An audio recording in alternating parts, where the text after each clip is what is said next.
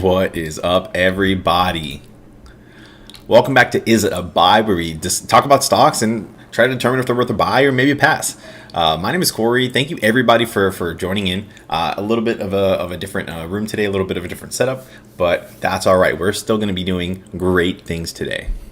I'm very excited to hop on. We're gonna get into AMC. We're gonna get into all that good stuff. So let's take a look and let's just see what's going on. Start off on the good old Webull. How's it going, Sky? Thank you so much for being here. AS likes AMC. Gorillas to the moon. Diamond hands, baby. That's what we like to see. I freaking love it. Awesome. So, I guess we'll talk about this a few times today, but let's go ahead and get in while we wait for some more people to jump in. So, guys, AMC, what a day. Dude, Eric, I was there. You were there too, my friend. I saw you. You shouted me out, and I appreciate that so much. Oh, my gosh. Just crazy. So crazy. He subbed to me. So, who knows? He could be watching right now, man. We could have the Gorilla Chief in the chat, which would be insane. So, who knows? But man, that was the coolest thing. I mean, I'm good. I'm good. It was so cool. But yeah, so AMC, guys, we have been talking about this. We knew what was going to happen today. Gorilla Gang. Yes, man. Oh, man, it was so cool. And I saw you in there and I was like, Eric, my boy. Dude, I loved it. Dude, I appreciated it so much. You have no idea. Okay. Zion, I'm glad you asked that. So we talked about this yesterday. I said tomorrow was going to be a down day or a flat day. And you know what? It was much better than I thought it was going to be. And I'm so glad about that, okay? I'm so glad to see it was better than I thought it was going to be.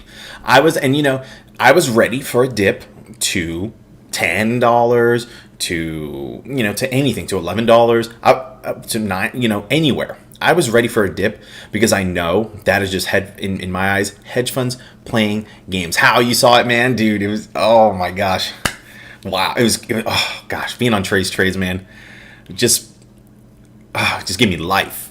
But yes, so we saw it. I said it the other day. I think Tuesday's gonna be down. I think Wednesday's gonna be up. I think Thursday Thursday's gonna be down again, maybe flat, and I think Friday's gonna be up. That's my prediction. Maybe I'm right, maybe I'm wrong. So far I've been right. I'm 2 for 2. I did anticipate that Monday was going to be up with all those new stimulus checks. Wednesday, I do think it's going to be up as well because of those stimulus checks. Again, a lot of people are going to be buying in. It's a good opportunity to buy in. We've talked about what about GameStop. We'll take a look at GameStop in just a second, but I think that a lot of people, I agree 1,000% how. This How says, I love this dip. So healthy to reset our RSI. Yeah, absolutely. I didn't even think about the RSI, and you're right. It was so healthy, nice. It was a small retracement.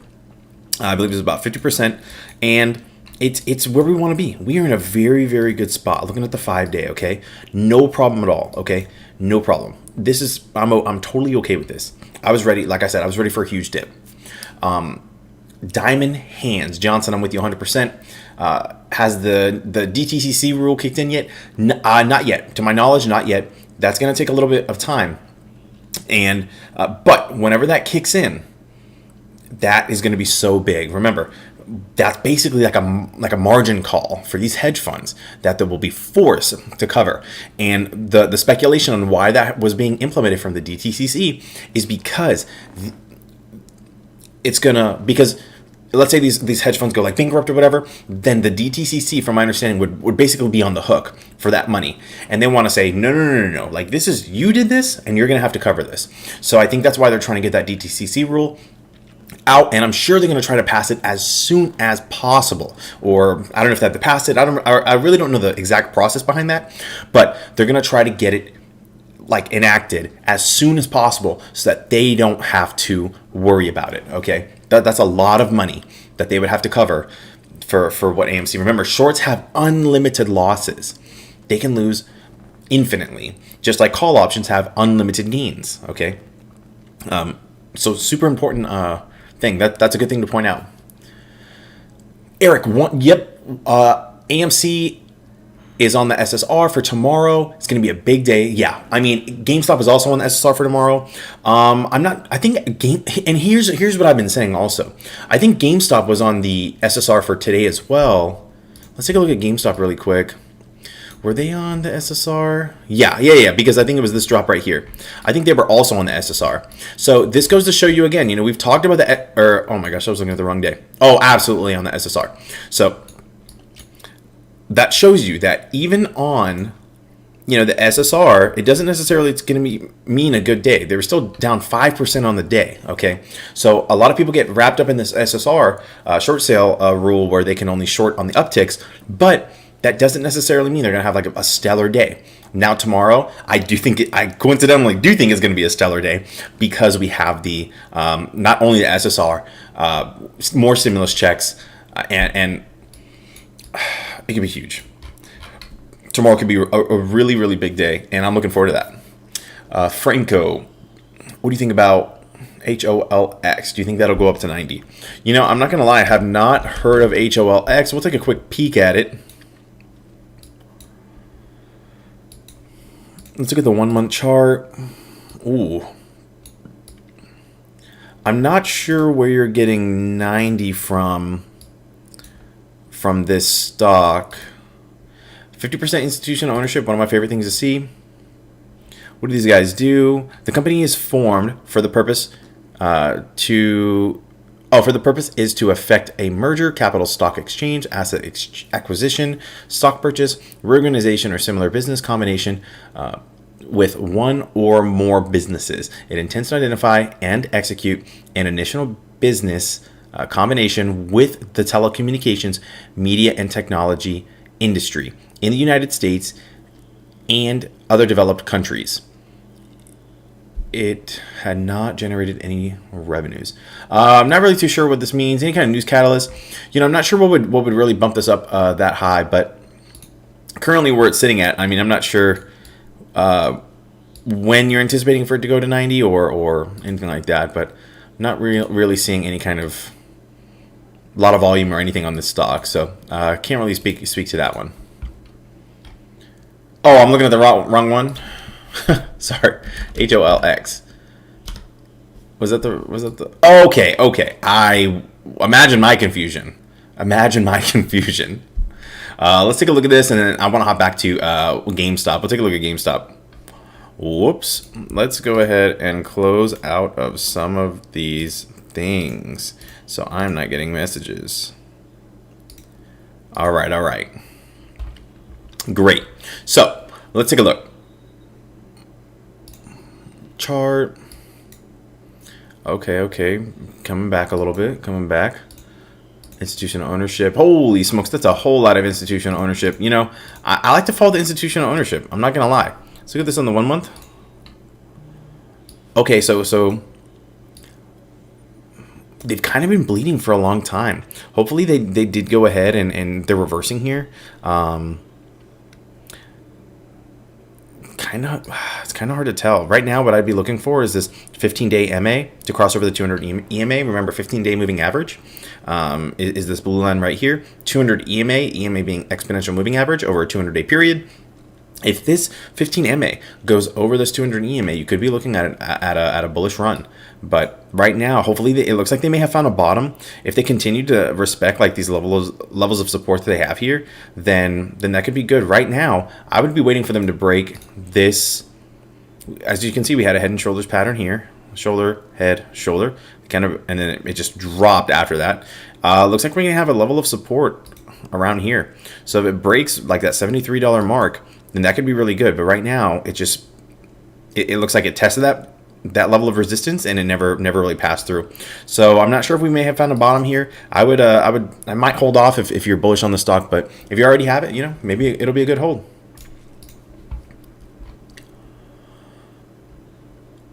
Arnie Today's movement was planned. The RSI and MACD just reset.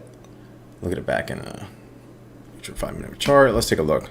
I'm assuming you're talking about AMC. And let's look at AMC on the 1 day, or I guess we can look at the or you said the 5 day, right? Yeah, looking on the 5 day. Yeah, I mean, AMC, here's the deal. AMC's had a great little consolidation point right here. You can, oops, I just moved that. We'll go ahead and delete this because I don't want to mess this up. AMC's on a good little consolidation right now for the day, and I will take this all day. I'll take consolidation all day. No problem at all. Okay. Because whenever it squeezes down, it's gonna make it move. And tomorrow, with all the stimulus checks coming in, I think we're gonna see a move upward, and that'll be so great. David, yes, AMC to the moon tomorrow, and yes, AMC is on the SSR list as well as GameStop. Let's see. Howe says, I think stimulus won't kick in until Friday. Most new traders don't have instant deposit with their broker. It takes 2 business days to transfer the money. That's actually a great point. So I even then, I still think we will have 2 different catalysts for people to invest Wednesday and Friday. Wednesday, some people getting their stimulus as well as the SSR, and Friday with all the everything that is going to expire and that will need to be covered. Okay, there's a lot of different factors going in. Remember, this is the week of volatility, and so we just have to be ready for that volatility. Whenever we talk about volatility, this is what we're talking about. It's volatile. We don't know what's going to happen, which way it's going to go. I was a little surprised that GameStop was down today. Granted, in total, just for the 1 day, down 5%, but I thought they would recover a little more. I didn't anticipate them to be this low for today, but I think tomorrow. I mean, it has to be the other day, right? I mean, it has to be. So I'm curious to see what happened there.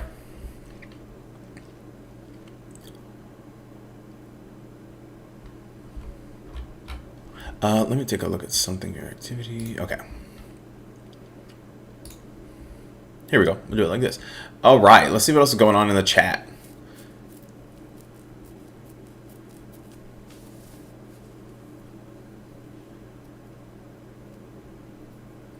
Mark, have you seen the DD about buying the spikes and in the money call options? AMC will explode upwards, but we have to stop assigning guesstimated dates to do it.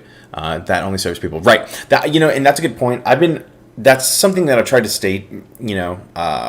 I try to stick to not giving hard dates because people are so married to those dates, and those dates are. It's just so important not to force those dates, because if we continue to just give a date, people are gonna get discouraged and continue to get discouraged. Now, this week is a big... I've been trying to think of them as milestones. This is a great little milestone that we have right now, the quadruple witching, because we know that there's going to be a lot of action, okay? And I think just taking it month by month, or however you need to take it, week by week, and just assessing your situation and seeing where we are, Let's look at AMC on the 1 month chart. Whenever we're in the price action, people are looking at this and they're like, oh, okay, good day. And they look at this and they're like, oh, this is a terrible day, bad day. No, it was a great day.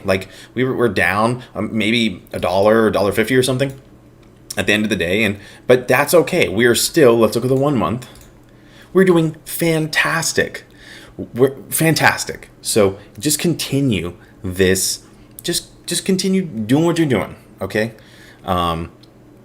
Not financial advice. Just do what you can. Quick disclosure: I'm not a financial advisor. This is not financial advice. I just like to talk about stocks. Okay, what can I say? I like the stock.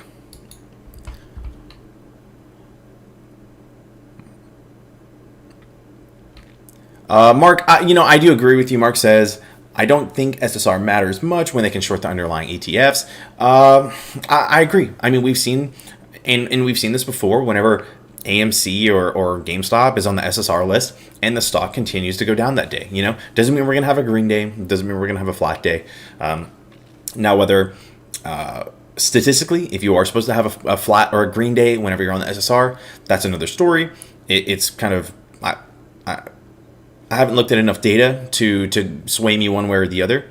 But then again, I haven't looked for that data. So if anyone has anything, feel free to tweet it to me or something, and I'll be happy to take a look. But we have seen days where they're on SSR and it's a red day and it goes down. So I wouldn't put too much weight into it. Either way, I would just stay true to your convictions and do what you think is best for you. What's the peak price to Serene? What's the peak price tomorrow? Hard to say. Hard to say what the peak price will be. Hard to say what the low will be. Tomorrow could run. We could have, it could go up to 5,000. Not 5,000. AMC could go up to $40, $50 for all we know. It'll have like maybe a gamma squeeze or something, but it's hard to tell. So I wouldn't, obviously tomorrow, we can see how it's kind of consolidating. So you can look in at a buy, maybe $13. Maybe it'll go back down here to, to, I don't know, $12.50 or something. But you know what? I always tell people get so fixated on saving those pennies that it's at 13.02, and who knows what will happen in the pre-market. It'll probably go up in the pre-market, I'm anticipating, and if it goes up in the pre-market, then I bet you wish you would have bought at 13.02 instead of waiting for a dip. So just take that for what it is. It really depends.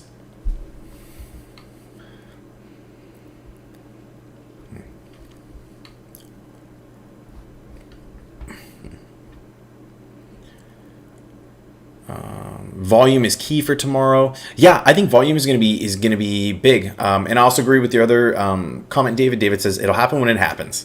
And whether it's a squeeze or the price action, it's going to take time.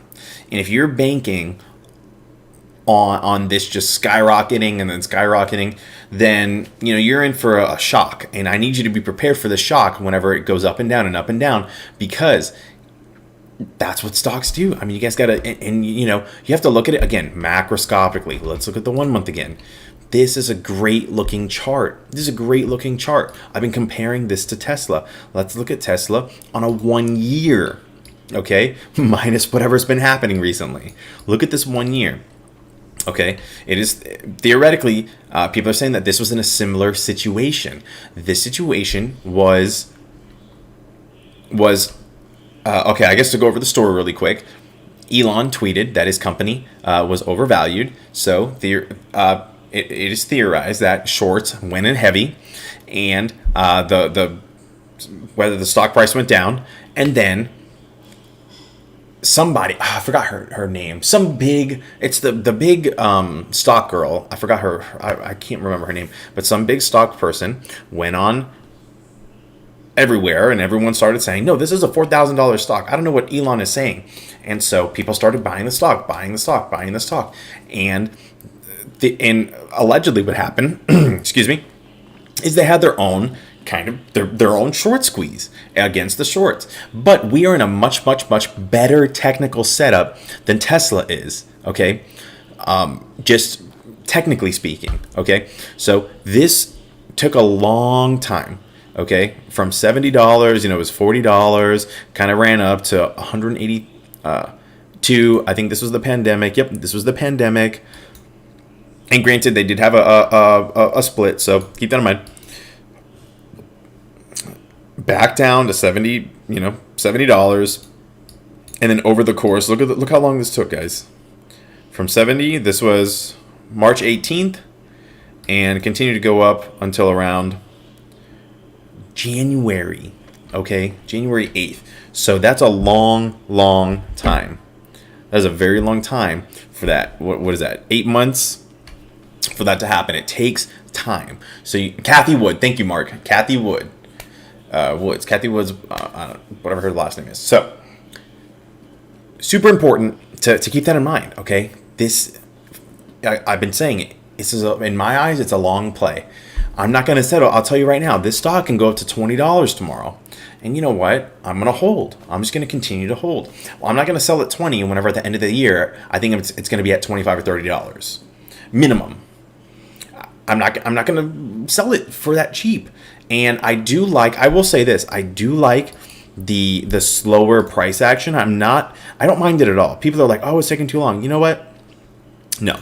The slower price action is perfectly fine. You know why? I think it's going to solidify diamond hands, and it'll allow people like, okay, like let's continue to grow with the stock.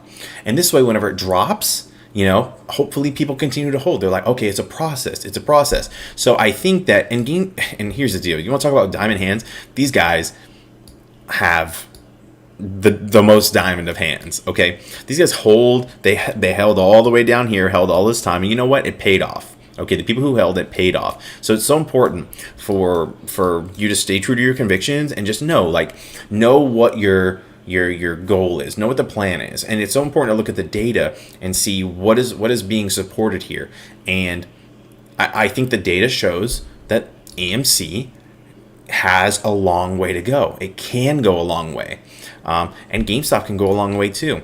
There's some weird, I don't know if it's games being played right now. I don't know exactly what's going on with, well, we know they're shorting the ETFs.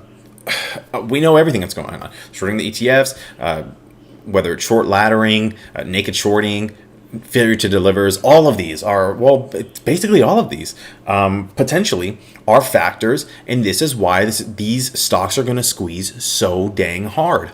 That's why. That's what's happening. Okay? Diamond backhand, apes strong together. I love the apes, man. Appreciate it.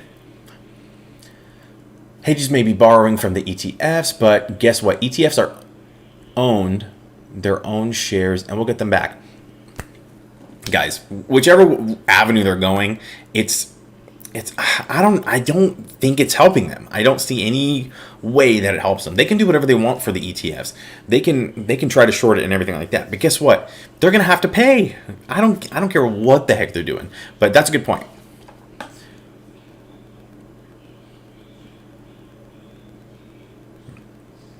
Any idea where I can learn more about options and SSR?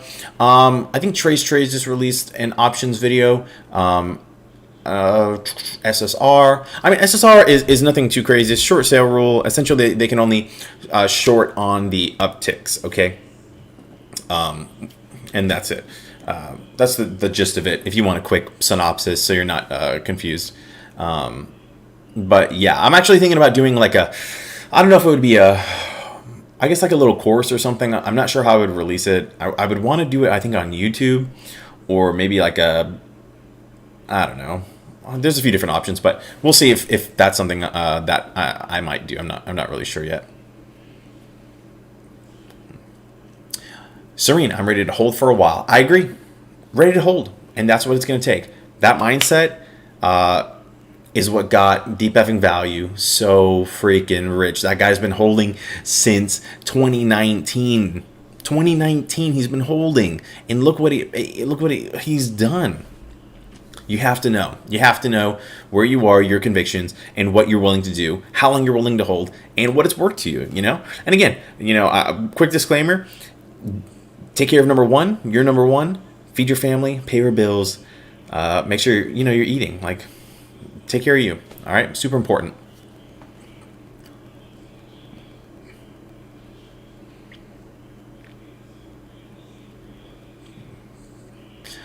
JR, if there's another COVID lockdown, movie theaters are done. Notice the variance in the news. Still a squeeze, though. Yeah, here's the deal. And this is something that one of you guys pointed out to me yesterday in GameStop. It might have been you, Eric. And that is, we don't have to worry about what AMC's doing, what these guys are doing, okay? That's all going to help. Like GameStop, what they're doing, that's all going to help. But right now, we kind of have to take the business part of it out of it, because we're not fighting if they're good business, bad business, whatever. We're fighting the short positions, and we're basically saying, you guys messed up. You guys overshorted the stock more shares than are actually available to float. So we caught it, and we're basically gonna say, well, now you messed up. And that's basically what's happening. It's a very technical move. And so that's what's going on.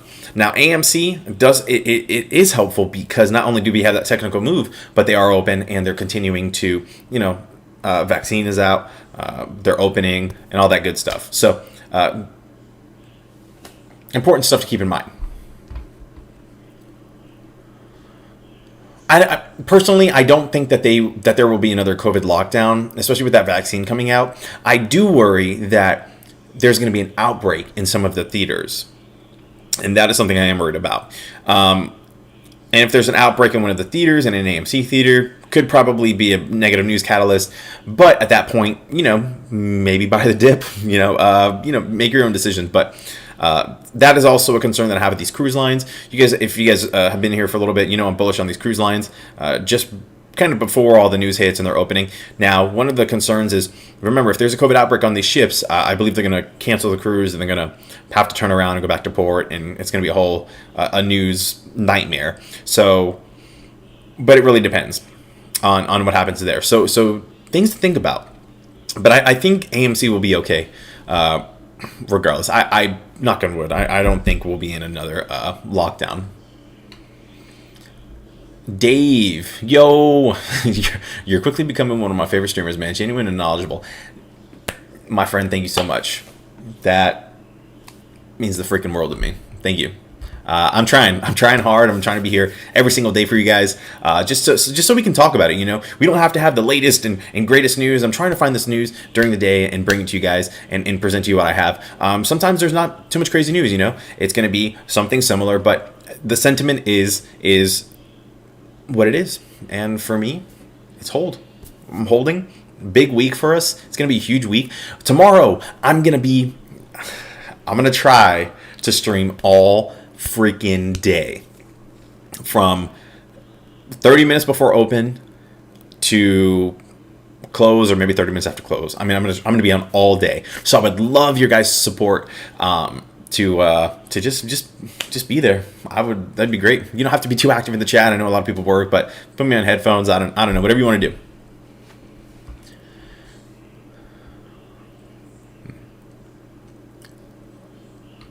Diamond backhand. The stock won't go down if we don't sell. Theoretically, this is true, but we know we have some. I don't want to rag on them and call them paper hands, but we have some people that are going to move. Remember, there has to be a seller for there to be a buyer, and vice versa. So it's okay. There's going to be a little people, but you know what? Actually, let me show you guys this really quick. Let's look at what was that called? Charts.com. Oh gosh, I hope this is not a weird site. Okay, not charts.com. Dang it. Okay, hold on. I have it somewhere. Let me think. Oh, here we go. Okay, let me show you this site really quick. Oh man, please.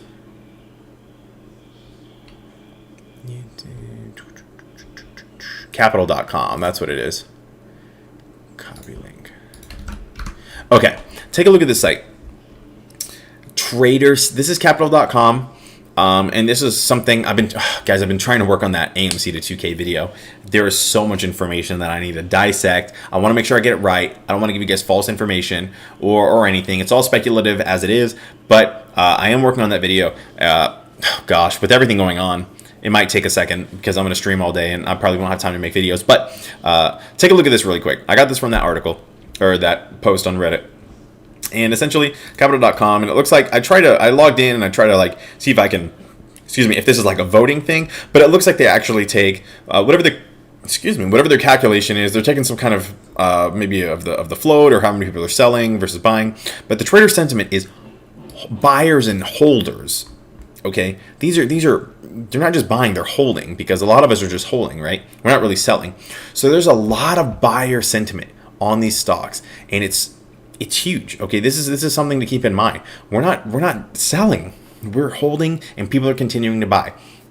This is why the utilization. I don't have Ortex. I guess I'm gonna have to buy that for us, so we can look at Ortex, because I'm not messing around. So this is why the utilization, if you keep up with Trace Trades and a lot of that, he always talks about it, is so high. People are just holding this stock, and there's not much of it out to trade. Obviously there's going to be a little bit, but the sentiment is to hold, and that's great. That is exactly what we're doing.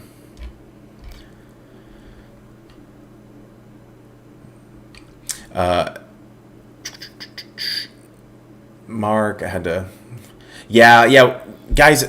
I don't know why some streamers and stuff, they decided that they're just gonna dump on AMC and they're just gonna like hate. I can't say what's going on. I don't know. We're in this together. We're apes. We're all apes. I don't know what the deal is.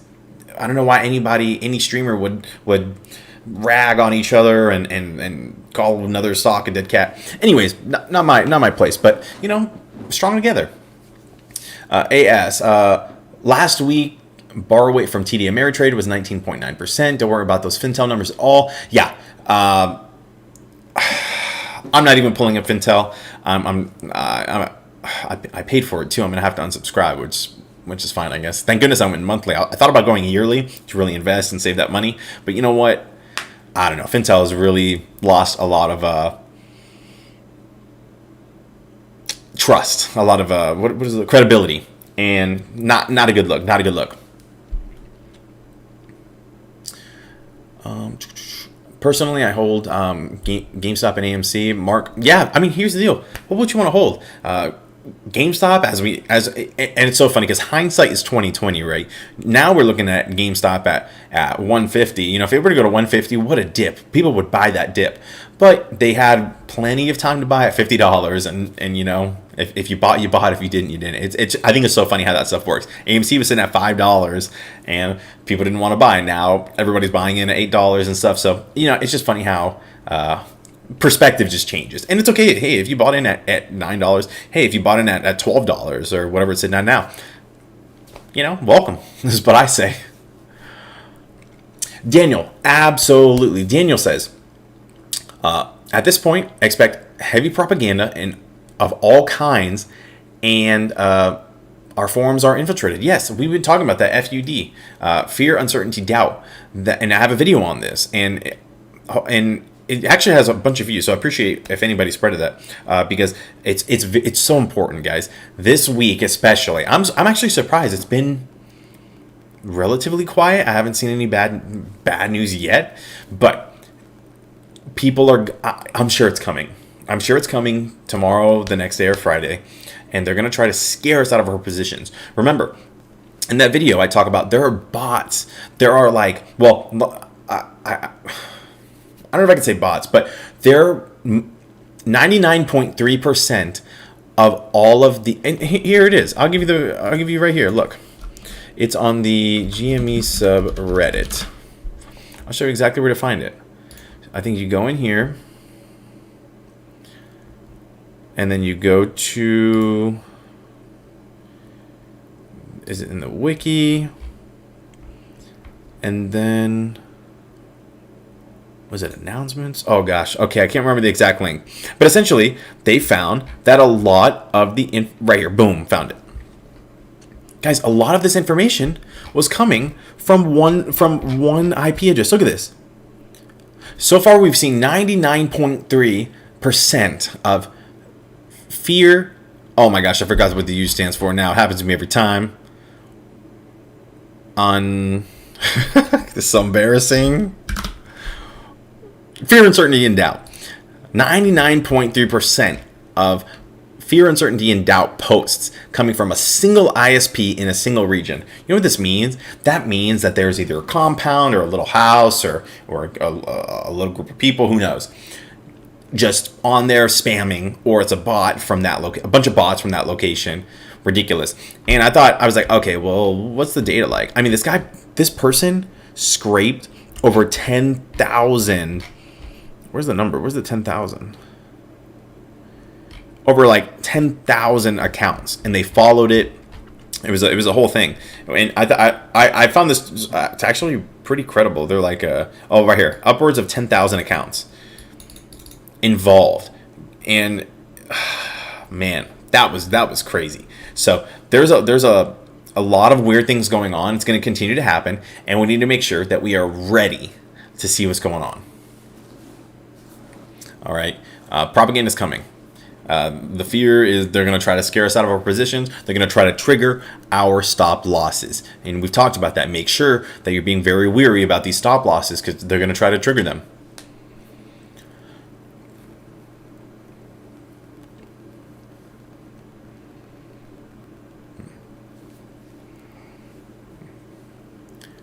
Mark, I want our diamond-handed apes to not have to stress about money again. Absolutely. Abso-freaking-lutely. That's, oh my gosh, can you guys imagine? There's going to be so many people rich. And oh man, it's going to be insane, like how the shift of wealth is going to happen basically in this country, like with Wall Street bets. I can't wait. Can you imagine if, like, or let's just say when AMC go, oh, potentially, I don't want to get in trouble. AMC and GameStop, they go like 1,000 or whatever they're going to go to 2,000.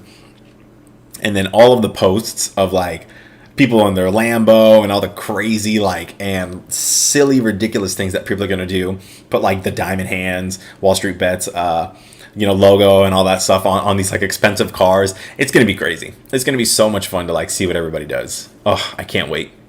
So Cash C, is that my name now? I believe an L matter. What the stock is going to be 2025. If Amazon... So this is a great question. If Amazon or Netflix were to acquire AMC, where do you think the price could reach? So I think the one that a lot of people are looking at is the Amazon Whole Foods acquisition. Was trading at... So I'm trying to see trading at before the buyout. I don't know if this will show anything. I haven't done enough research on this. I'm not going to lie. I'm going to see if I can do anything on the fly, but I would love to see what they were at before and then what they were at after, and then the amount that they bought it for. I would imagine it would probably be something similar, if not more. Remember, I guess it's a little bit tricky. I think it could possibly be more just because of the sheer number of like theaters that these guys have. I think they have, I think it was like 1,000 theaters, like just like, buildings, and then they actually go by an interesting number whenever you're talking about these theaters. They also go by screens. So I think it was like 1,000 theaters and 5,000 screens, 10,000 screens, something weird like that. So, but I wonder if these could be bigger. I feel like AMC could be a bigger purchase than what Whole Foods was purchased at. But, it's just hard to speculate. And I need to see the numbers. I guess I can't give you an answer right now, but I would love to see the numbers to see what they went to, what they were at and what they went to, and then kind of, use that to be a good approximation. If anybody finds that, let me know. That'd be great. I'd love to see that article to see what they went to, because I think that could give us a pretty good idea.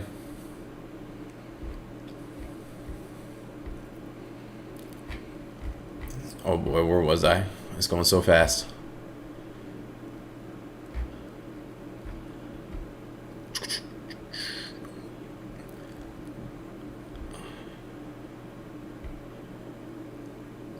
Oh, Ortex is messed up right now? Oh boy.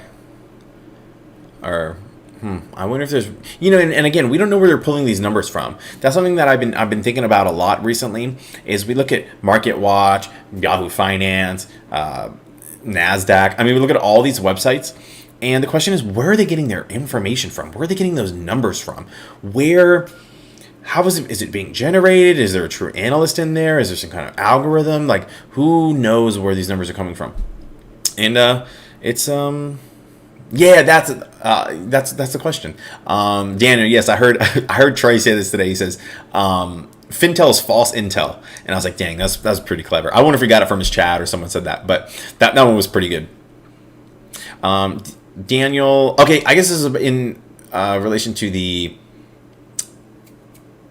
potential buyout from Amazon or Netflix or whatever, and it would at least double to, Daniel says, $80 minimum. And, I don't think that'd be far off. I think Trey did the calculations once. I'm trying to recall, but yeah, I mean, like around $80 or something.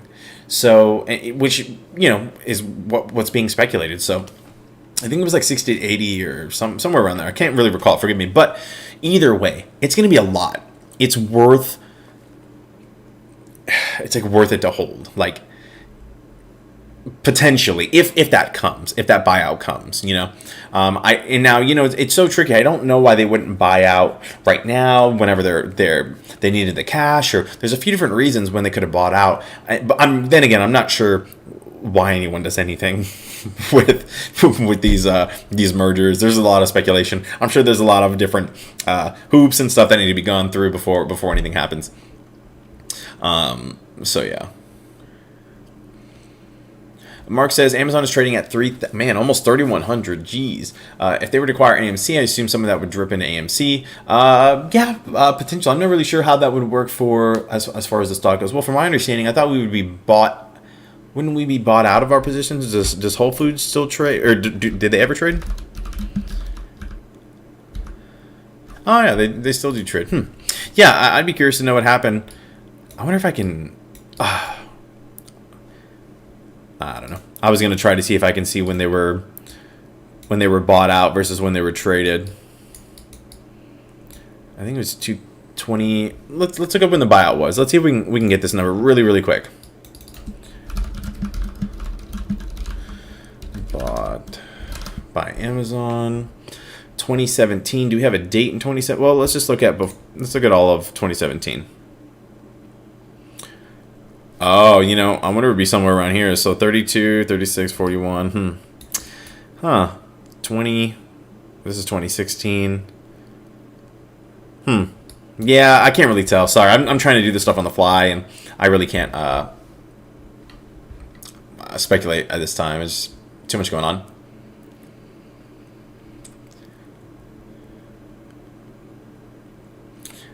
Brandon, let's go AMC. Stay strong and hold. On Friday, it might get a little crazy. I think it is going to get a lot of crazy on Friday. I really think it's going to get super crazy on Friday. And especially, remember, whenever we're looking at that witching, quadruple witching, whenever we're looking at this quadruple witching, we see that, I think it says last hour.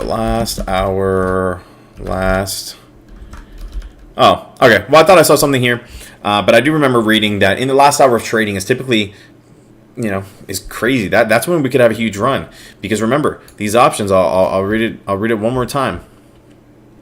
Much of the action surrounding futures and options on quadruple witching days are focused on offsetting, closing, and or rolling out positions.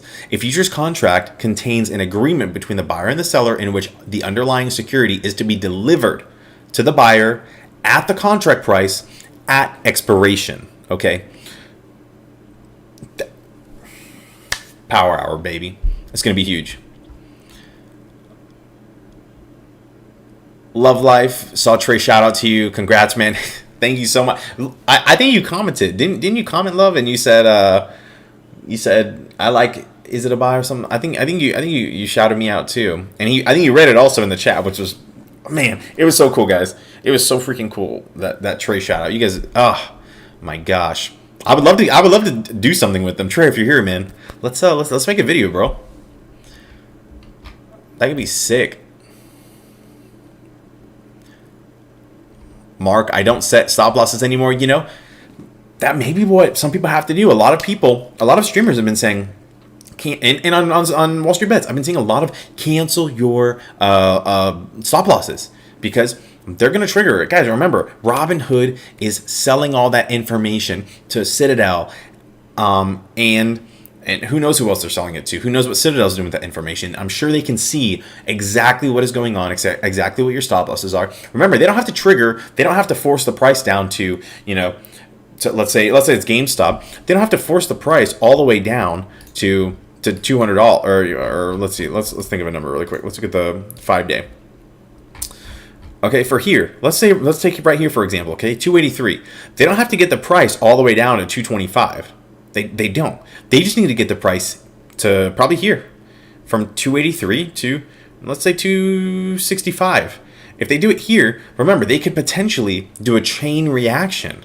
They can drop it to here, and then guess what? That's going to do all of these people's stop losses, and then it's going to trigger all of these guys' stop losses, and then all of these, and it just trickles down. So they just need to get it to that magic number, and I'm sure that'll continue. So keep that in mind. Keep that in mind.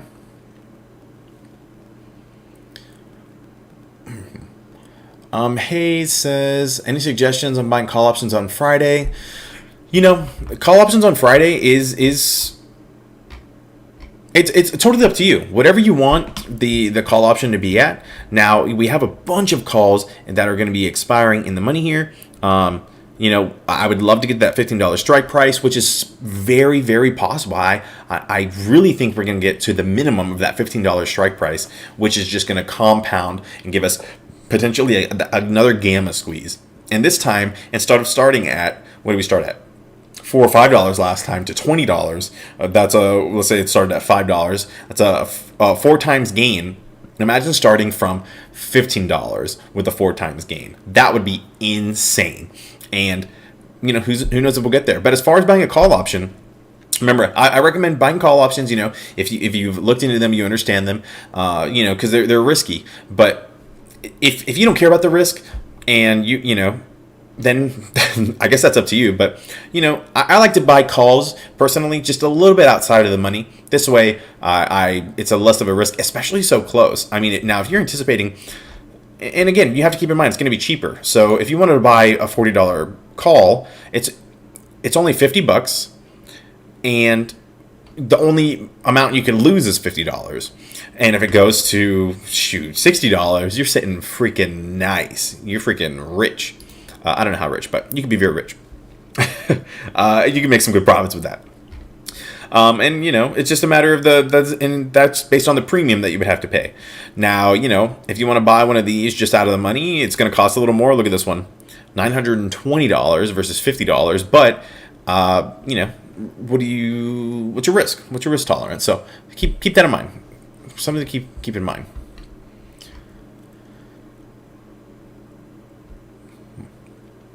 I've only been buying shares, and a lot of things. I know a lot of people talk about options and they're scary and they're risky. They are risky, but you know what? You can get a lot you can really leverage your money that way by buying these options. It's really not that bad. I mean, I kind of taught myself options a little bit just by trading a few and seeing and losing some money. But I was able to kind of figure them out and see like, oh my gosh, like instead of getting, 100 times gains, I get, depending on, there's a few factors that go into it, but you can get 2 times or whatever, or 1.5 times, whatever mine was at the time. But yeah, super interesting stuff. But they're risky, so keep that in mind. Should I wait till Friday to sell my $11 or $11, $15, and $20 call and Friday expiry? That's a hard call to make. That is a hard call to make. If you think Friday and power hour is going to be huge, which it might be with all these call options expiring, guys. There's millions of call options that are going to be expiring, and whether they're going to be sold, the contracts are going to be sold, or the shares are going to be purchased. Either way, it's going to be a lot. This is one of the most we've probably seen, probably all quarter. I've been trying to get the numbers for the amount of call options that expired on January 22nd. Actually, I need you guys' help. If anyone can find the amount of call options that expired in January 22nd, I would be so freaking grateful. I've searched for hours and hours. I went to the site.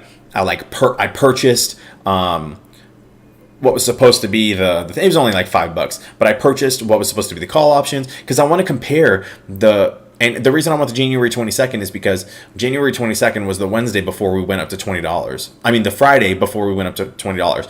So I'm trying to see how many call options expired in the money, just to see if we can, just to see where we scale. So just a little curious there. But if anyone knows where you can find it, I've tried a bunch of things, Wayback Machine, if you're familiar with it. I've looked on a bunch of different sites, and nowhere really goes backwards. So if anyone can find that, let me know. That'd be nice.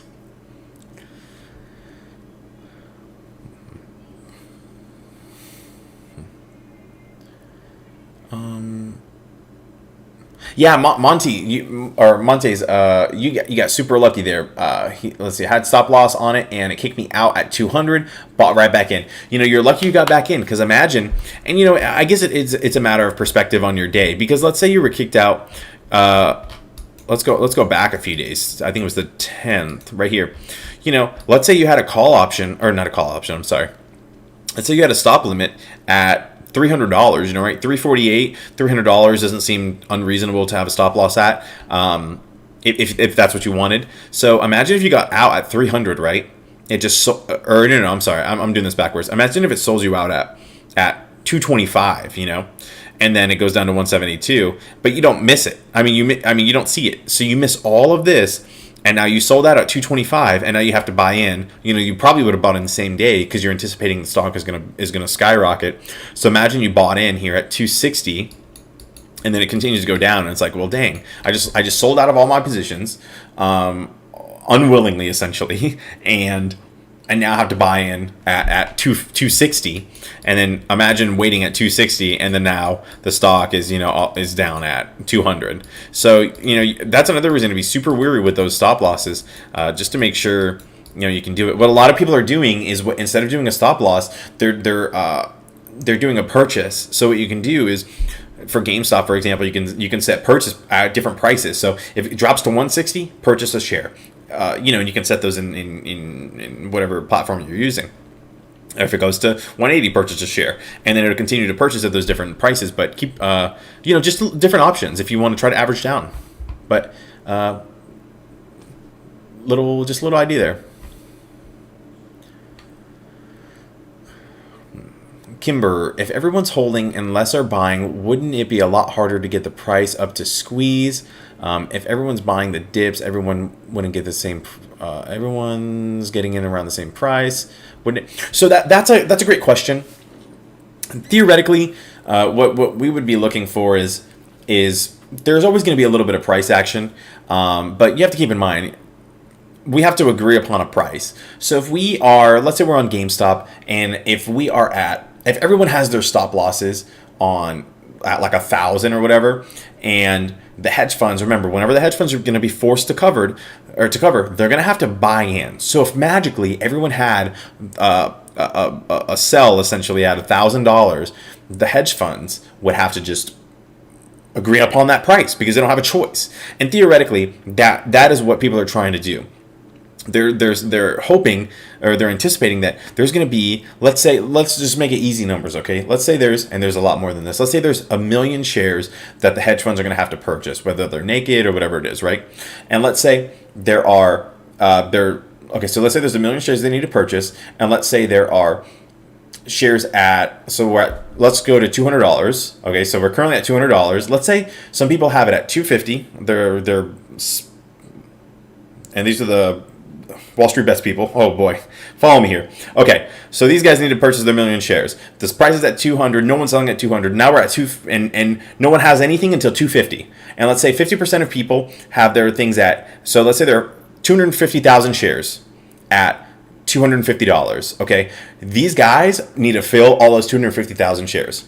But now they still have 750,000 shares that they need to buy. And let's say there's no one else selling until 300. Then it fills in there. And essentially, that's what they're trying to do. They're trying to fill up those gaps. That's why they're trying to have those sell limits so high, because whenever these guys are being forced to purchase, they essentially just need to go in, and I'm not sure if it's like a system that does it for them, but it basically just it fills in those gaps. It fills in all those gaps, and those gaps just get higher and higher. And that's why it's so important to, if you do have those sell limits, make sure it's that's why people are saying to make sure it's so high. This way, they're forced to cover at those higher prices, because if everyone just sells at 200, then they can just cover at 200, right? But if everyone sells at 1,000, then they'll have to cover at 1,000, and that's essentially the breakdown of it. I know it was super confusing at the beginning, but I think I brought it home at the end. Sorry about that.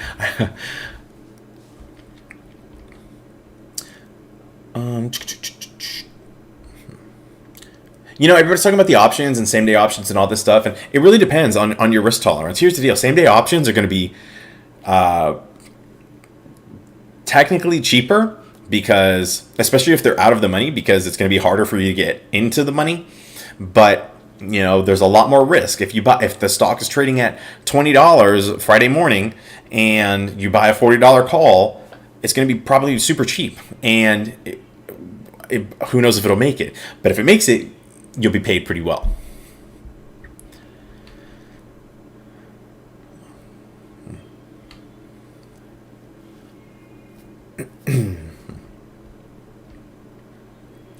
Are we likely to see GameStop back up to 300 without a squeeze?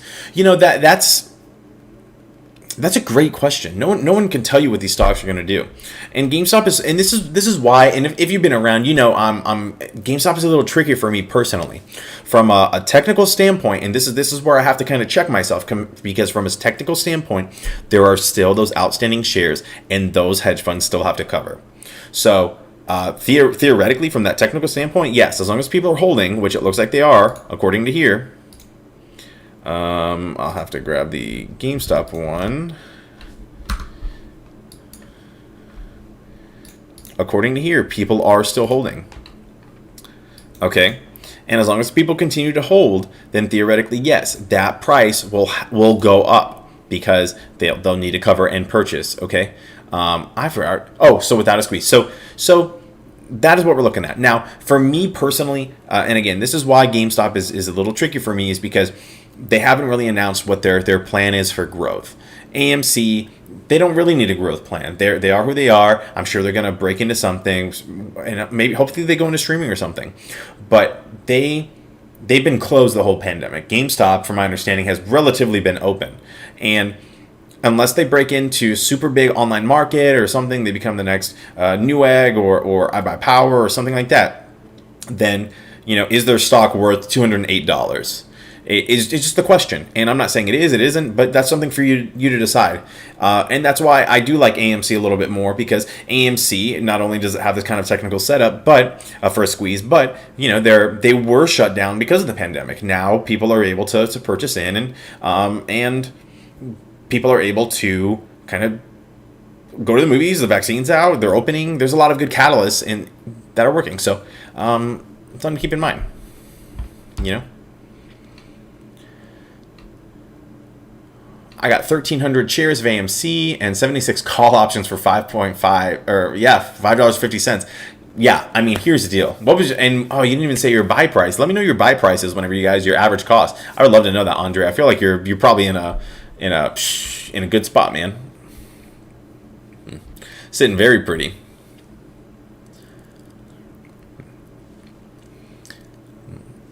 Hayes, yeah. You know, look at a few of those options, and you can kind of see, you know, you can find cheaper stocks. I think even AMC option, well, they're kind of getting a little expensive now with everything going on, but you know, you can find a little stock that you don't really care about if these guys trade options. I don't know who these guys are, but you know, trade a few options if you're finding a little cheap stock that you're bullish on and that options aren't so expensive, and you can look into it. Another thing to look into whenever you're looking into options is a metric called IV, implied volatility, and that's another metric to look into. Okay, but I'll let you do a little more research on it, because some good stuff.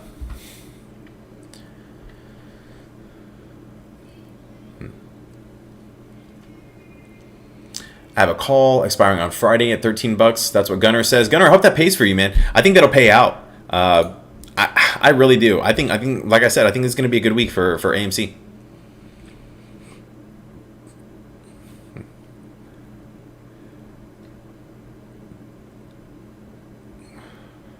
Mark says, on the dip from 348 to 172, my trailing stop loss didn't trigger until the stock tanked to 202. Yeah, I mean, and it really kind of just depends. Now, some people get lucky, because if it triggers early, let's say it okay, we'll talk about this. So let's say it triggers early, right? Let's say you were on this crazy run.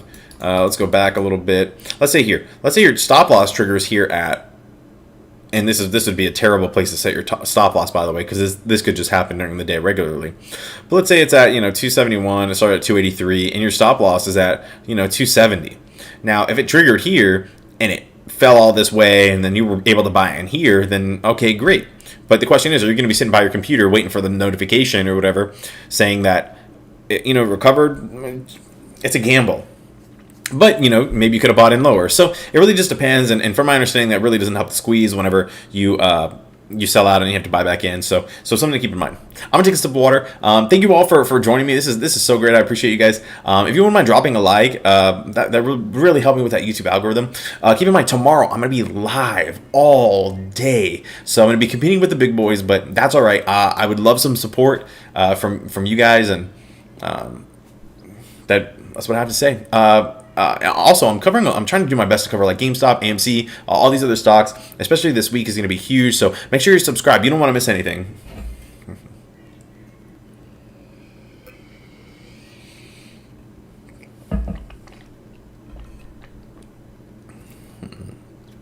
Andre, that's a good point. Andre says, I believe I'll buy some 50 cent or $1.50 options, then exercise them to reduce my average cost on my shares. That's another way to play it too. You can go ahead and keep on reducing your cost. This way, whatever happens with AMC, I'm lucky because I got an AMC super early, and I'm able to ride all of this. Even at $5, I'm profitable, so I have no problem riding it. It is a little now. I have averaged it up. I purchased a lot of shares.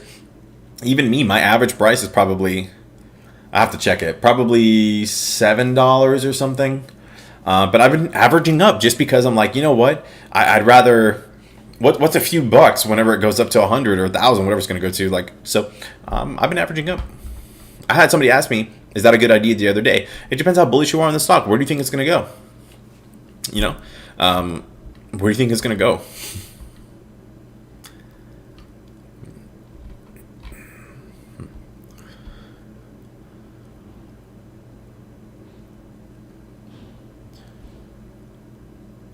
Wow, Christopher. Christopher says, that's how I got 100 GME. I bought $46 options and exercised it for $4,600. Yeah, see? I mean, you can. That's one way to average down. I was watching Max and Andrew's stream yesterday. They had this guy on called Godpill who was YOLOing options. He recommended everyone buying the June 18th $40 call strike price. I laughed, then bought. Mark, good luck on that one, my friend. I hope that works out for you. That'd be crazy. And that's a way to trade. I basically sold out of all my positions, and I YOLO'd options. To be honest, I did that. I don't recommend it at all. It's so freaking risky. But in my eyes, AMC was a sure thing. And so far, I was right. And I hope I continue to be right, knock on wood. We'll go ahead. But that's the way the cookie crumbles, Get in early before the hype, which is what I love to do. And you'll be sitting pretty. I go to AMC movies. Yeah, everybody's going to go to AMC movies now that we're all invested in AMC movies. I can't wait to find my nearest AMC movie and go. I usually go to, I guess I've always been like a Regal person. But you know what? Those days are behind me. That was old Corey. This is new and improved AMC Corey. So that's what it is.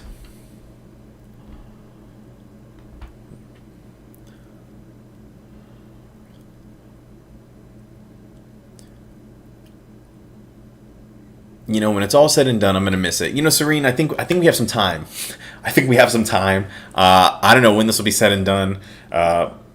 But maybe a year, maybe December, maybe in a few months, maybe in 2 or 3 months. That's what we get. Hey, thanks so much, Mark. I appreciate it. I'll see you tomorrow, man. This is gonna be great. We're gonna have a good time. Who are the big boys? The big boys like Trace Trades. He streams in the morning. Max Maher. Man, I always forget. Andrew Mo Money. He streams, and then the other big guy. Somebody said him earlier, but I can't remember his name. Actually, I think it was Matt something. He's big too. So it's going to be a lot of the other big financial streamers. Yeah, you're right, Mark. That's what I'm talking about.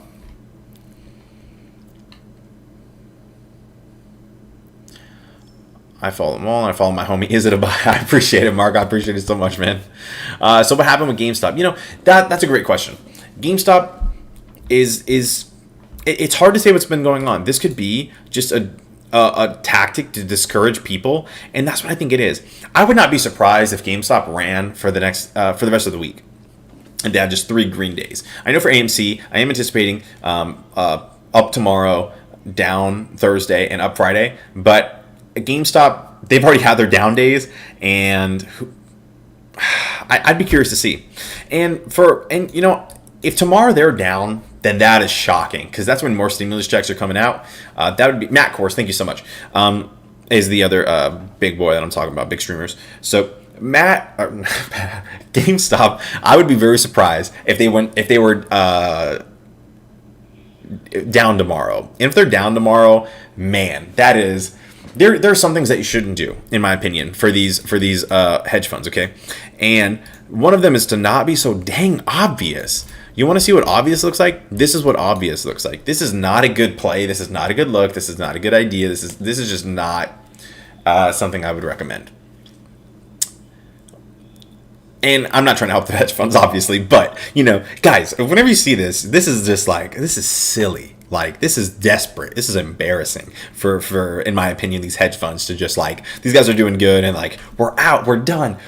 It doesn't make any sense. So this is silly for us. So remember, they're going to try to do these crazy things. Oh, Stocks with Bruce is another guy. I forgot about that guy. Thank you. These guys they're just being so silly, man. This is too silly. So I think they're going to play games, and if it goes down, that was my point, man. I just lose my point, and then I go back to the chat, and we just have a good time. But my point is these guys, if GameStop is down tomorrow, I think that would be a little obvious as to why it would be down. My opinion is it would be the hedge funds because they would just be trying to continue to bring the price down. From whenever they have to start covering, maybe they'll buy it at a lower price. I suppose would be their thought process. Hard to say, but that would be my guess. Okay, so it looks like somebody might have a stop limit or a sell limit at 300. If this was the 1,000, that'd be great. Let's have them cover in the morning at the 1,000 range. We'll start at 1,000 and we'll go up from there. that'd be excellent.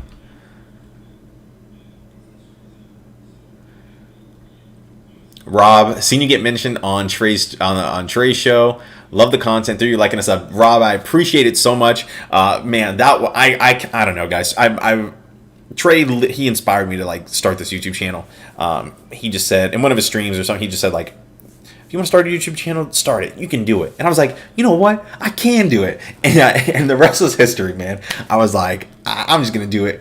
And, man. So hopefully I'm going to stream one day, man. We'll have to. Oh, no. I was going to say, we'll raid him and we'll tell him to get me on there. But no, that's kind of silly. So let's not do that. But I would love to be on his stream. You'll be streaming tomorrow morning? Yes, LA. Grant, I will be streaming tomorrow morning. Probably the whole day, bell to bell, probably 30 minutes before and 30 minutes after the bell. It's going to be a wild ride. I'm going to have to think about food and stuff, but I'll figure it out. And we're going to be, so I'm going to stream tomorrow. I'm going to try. Oh, okay. So I'll just say try. Wednesday, Thursday, Friday, streams all day. Big push. All right. Here's what I would love, just to be transparent and honest with you guys. I'd love to be able to do this full time. And full time, I mean, I guess, you romanticize about it. You think about the videos. So it would be several videos a day, along with live streams. So, I mean, here's the deal. It's not like it's going to be a lot of work. It's not easy, but I would love to have the opportunity to do that. And that's kind of my goal, I'd love to be able to do that, and just bring you guys ask about all these stocks, and man, there's so many stocks, there's just one of me and not enough time in the day. So that's full transparency. That's my goal.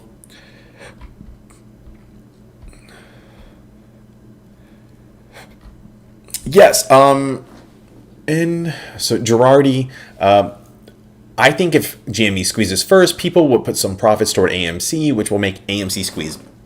Absolutely. That is what a lot of people are saying. A lot of people are thinking that is what would happen. And so hopefully that's the way the cookie would crumble. That would be so huge. That'd be so huge.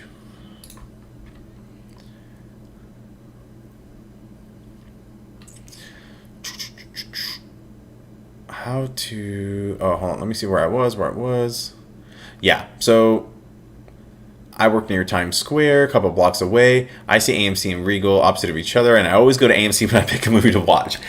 And you know what? I'm sure, and that's why I love this momentum behind AMC, because these people, aka Wall Street Bets or whoever's invested in AMC right now, they're gonna turn the other way. They're gonna drive that extra mile. They're gonna do what they need to do to go to the AMC theater because they're invested in it. They love it, and they've been hearing about it all the time. And now it's just like there's a weird I don't know if it'll be nostalgia or a weird comfort whenever they hear the word AMC. They're going to feel very excited.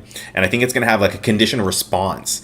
And people are going to go to AMC, which is a crazy thing to think about. But those are some real marketing things that people don't always take into consideration, but are very real. It's that like brand acknowledgement, that constant repetition.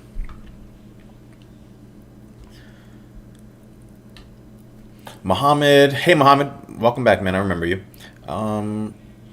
How to scare investors away from GME? Have a few days of massive volatility, like we've seen in a few days. You know what I think is gonna scare them or make them pull back a little bit? This buying the dip.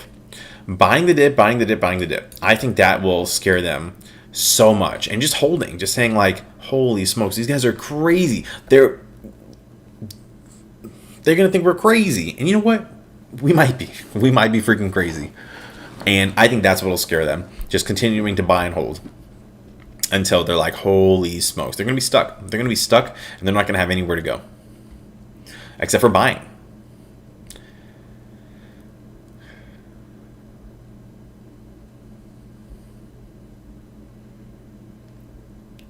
We need a union of stock streamers to do a big collab stream.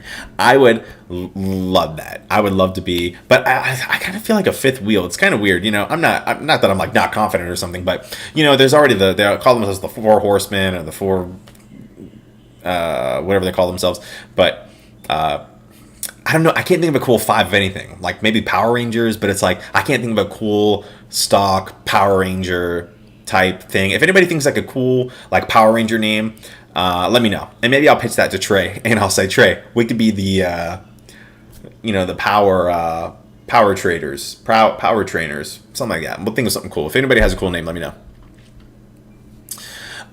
Can hedge funds trade before us tomorrow? I'm actually not sure exactly what their trading rules are. All I know is they don't have to play by the rules, apparently. You know, and it's been the most frustrating thing following this. If you've been following this at all, you know how frustrating it is because, oh my gosh. Okay, so a big example is whenever Robinhood halted trading, you couldn't buy AMC or GameStop and all that stuff. Apparently, if you were a big customer, your portfolio was over a certain amount, I guess, I don't know if they have a special line or something, but apparently you could still trade. You could still buy stocks while it was just plummeting, which isn't fair for so many reasons. It's like, what? That was just a big mess, which is why I've switched to Webull, and it's just crazy, man. It's just so wild. It's very upsetting, all that they can do. They can basically trade whenever they want. It doesn't seem like there's rules. I'm sure there are some rules, but I haven't done a big deep dive into when they can trade, when they can't trade. But from my understanding, it's essentially dang whenever. They play by different rules. Is what I'll just leave it at, because it's so annoying.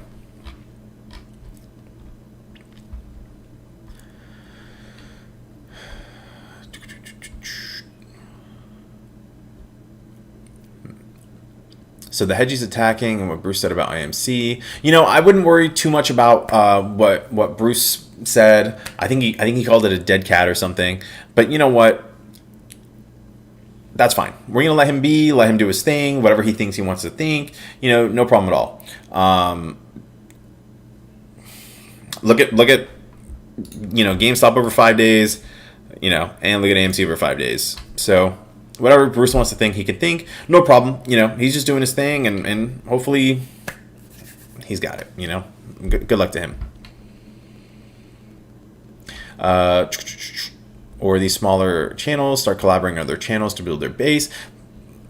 Possibility. You're doing it, bro. Thanks, Mark. Appreciate it, man. Drop him an email. I dropped Trey an email. I'm sure he gets a lot of emails. I mean, I don't know. I dropped him an email. I'm hesitant to, try to get on the show. I'm not trying to clout chase. I'm not trying to have him pump my channel. I don't want anything like that, because I work so freaking hard to on all this stuff. And I don't want people to say oh, Trey gave it to you. And I don't know, maybe I don't want to be proud or anything, but just things that I think about, but I think Trey and I would really connect. I think our personalities are kind of like similar. We would just like be so hyped up, and we just hype each other up, and we could just bounce off each other's energy, and that's what would excite me. I think we could really have like a super cool conversation. Heard about you on on Trey's channel, man, dude. Yeah, I mean, it was freaking, dude, that was the greatest thing ever. Do I look at crypto? I don't look at too much crypto. I follow, a little bit of Bitcoin and stuff. Crypto's a little scary, just because of the, FDIC insurance, that they're basically not FDIC insured. And some of them are a little, spook me a little bit, because I think like Dogecoin, for example, I haven't looked into it too much, but someone was explaining, and this might be completely wrong. So please, if this is wrong, please just let me know. But from my understanding, something like Bitcoin, there's a finite amount. There's however many Bitcoins, like let's say, for example, I don't think this is right. Let's say there's 1 million Bitcoins. That's it. You can't make another Bitcoin. You can't do this. Can't do that. And that's how many Bitcoins there are. Now, Dogecoin, I don't know the things behind Dogecoin. So for example, like let's say I'm the creator of Dogecoin and Dogecoin goes to $10 and I'm like, you know what? I'm going to make myself rich. I'm going to print a bunch of Dogecoin, and that like there's inflation. I really don't know a lot about that stuff. So not too much crypto on my end, but something that I would love to get into.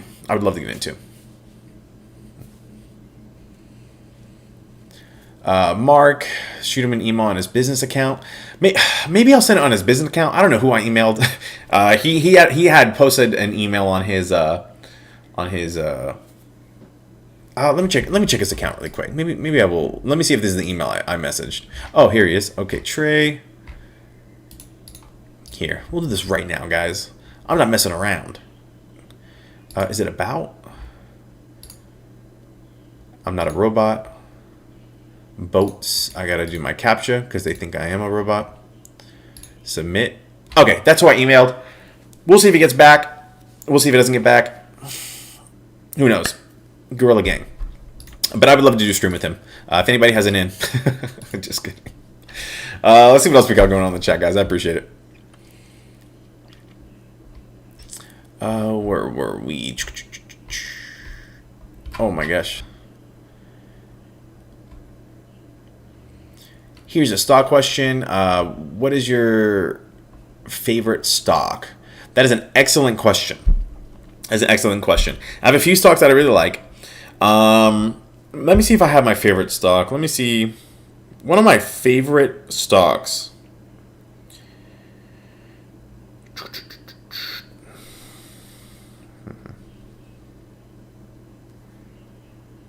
Let me see what stock this is. Trying to look at a few. I like a lot of these. Yeah, you know what's probably one of my favorite. I have a few favorite stocks, and I'll go into it right now. This is, man, I was gonna make a whole video about this, but you know what? I'm just gonna give it to you guys. One of them, I would say IVR, Invesco Mortgage, and I'll show you why it's one of my favorites. Let's look at the 1 year. Okay, where's this 1 year? Okay, so this is the 1 year. This right here is when COVID hit. See how it went down? These guys before, let's look at the maximum actually. Let's look at the 5 year.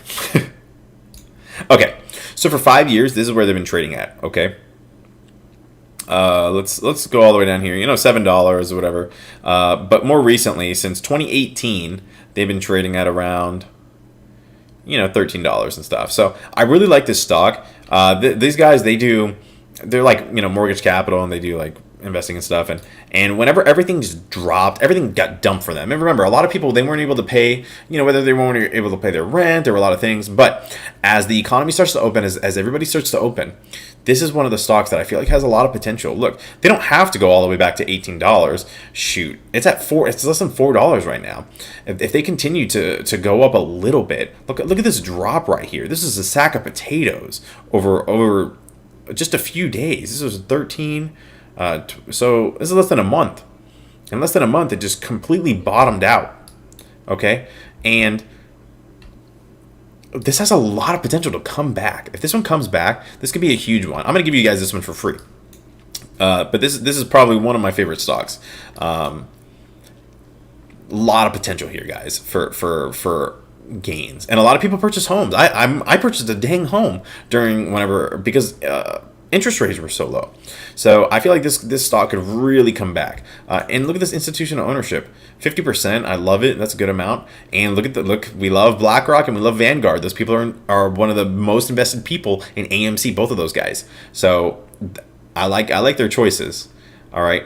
I wonder. Actually, I haven't looked at the analysts. So kind of a smaller target, but we know how I feel about the analysts. Everything with a grain of salt. One of my favorite plays. So, just so you guys know.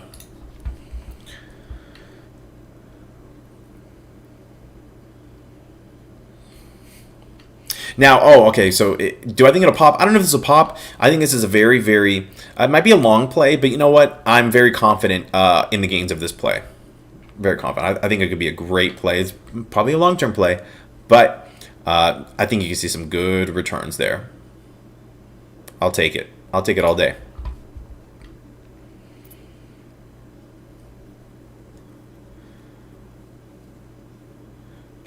What does AMC even stand for? American Movie Center or something? I would assume so, right? Cinema? American Multi-Cinema. You know what? I wonder how many of us actually knew what AMC stood for, because I did not think to ask this question. You know what I think to ask? How much money am I going to make? That's what I'm thinking to ask. So thank you for keeping us all humble and making sure we ask the real questions around here, because we were not asking the right questions. Okay. Oh my gosh. Oh my goodness. That is so funny. That is too freaking funny. AMC is now the theater of the people. I agree. I think there's a lot of positive sentiment towards AMC. And remember, there are more factors that go into this rather than how we think. You know, if the people and I firmly believe like that if the people who even work at AMC, if they take this pride, you know, and I think if AMC prints, first of all, just to go here really quick. Remember what people were doing for GameStop? They were buying like pizza for the local GameStop and all this stuff, doing cool things. So I think if AMC prints, that this is going to drive this stock. Like people are going to do cool things. And if the employees take pride in what they're doing and they're providing, I know it sounds a little corny, but providing like super good customer service and all this good stuff, that is what makes like a company. Think about if you've ever been to Chick-fil-A and first of all, Chick-fil-A is the greatest thing ever invented, probably one of the greatest. Especially my local Chick-fil-A's, so fast, so efficient, so kind, and just polite, and everything is my pleasure. You know, that's what they say. They don't. If you haven't, I'm sure everyone knows this, but they say my pleasure instead of you're welcome. So little things like that just go such a long way. And if AMC adopts any of that, it's just gonna. It'll be huge. It's a big deal. Those little details really are a big deal. Oh boy, let's zoom in on this crazy looking chart. Let's look at the 5-day chart so we can kind of see what's going on. Brand loyalty. You said it, Lucy.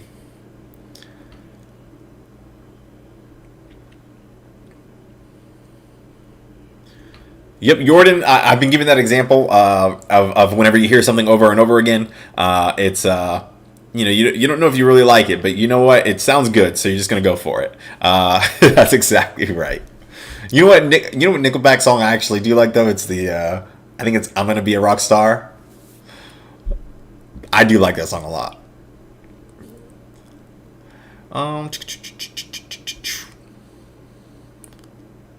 We buy the sales. Guys, if it's on sale, in my eyes, it's basically free. So, no, I'm just playing. That is a terrible philosophy. But, you know, it is what it is. I like a sale. What can I say? The Fab Five, Joe. Oh, my gosh. Fab Five. So, that was a good one. I freaking love that one. The 4 Hodlman of the Apocalypse. I think. But there needs to be 5 because they already have their 4. And I'm like a 5th wheel right now. Union of the Unwanted Stonk Traders. Trading for Redemption. Aptastic 5. It's not too bad. Dancing with Apes, Fantastic Four. There's gonna be 5, unless we can off somebody. You know, we'll have to take someone off. I don't think that'll happen though. The problem hood is Robinhood and other brokers did this, but Robinhood promised decentralized free open market trading. This is true. A lot of people did halt trading. I know I kind of singled out Robinhood. A lot of people did halt trading. You know, we can't just. I think why we hate Robinhood so much is because what they were supposed to stand for, how they did it,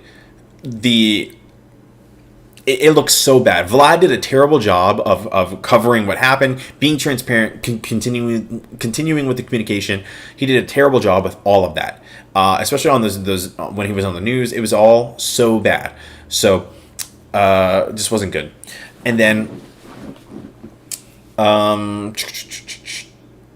then their affiliation, Robinhood's affiliation with Melvin and Citadel, and it doesn't look good at all for Robinhood, which is why I think they got probably the most flack, and they're like the biggest, or I don't know if they're actually the biggest, but a lot of publicity, bad publicity around them. So yeah, it was pretty bad.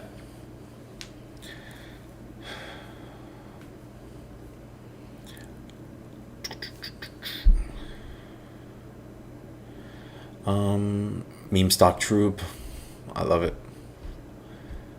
Oh boy, where were we? AMC Entertainment Holdings. Oh boy, oh boy. By the way, guys, I'm good.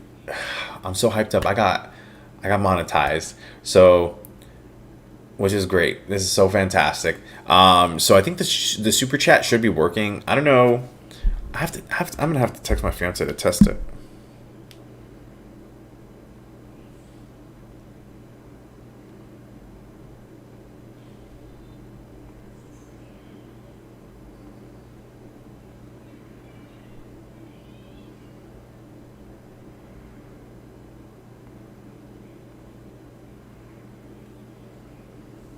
All right.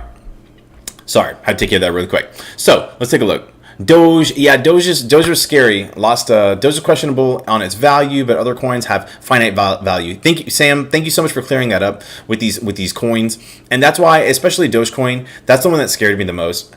These other coins, I'm sure they're doing it right, and they have a finite value, which actually gives them value. It's super important for them to have these values. This way, they can. It's just so important for them to have these values.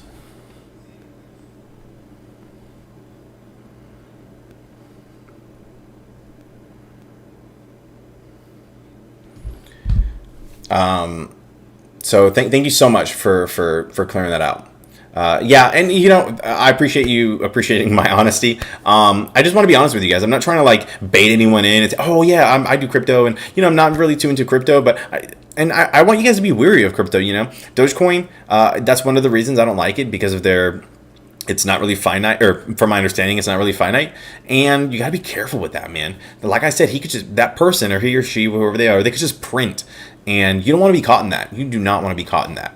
Even though Elon is trying to pump it, Elon isn't allowing people to buy with Dogecoin. They, not at all. Oh, Rob, thank you so much for the test. Thank you so much. I appreciate the test, man. I needed a quick little test to make sure it works. I appreciate you so much, Rob. Hey, you know what? You're my first super chat, so hats off to you, my friend. Let's see what else we got going on. Yeah, man, a lot of people see me. I'm not gonna lie, I got on Dogecoin early, whenever it was at, I think 0.24 cents or something, or 0.24, whatever it was at, and I just put $100 and it doubled, and I was like I don't like this, and I just kind of pulled out. So quick 100% flip. I'll take it. It was only $100, but you know what? Not too bad. Got me some more AMC stock though. I'll tell you that for sure. I put all that money straight into AMC.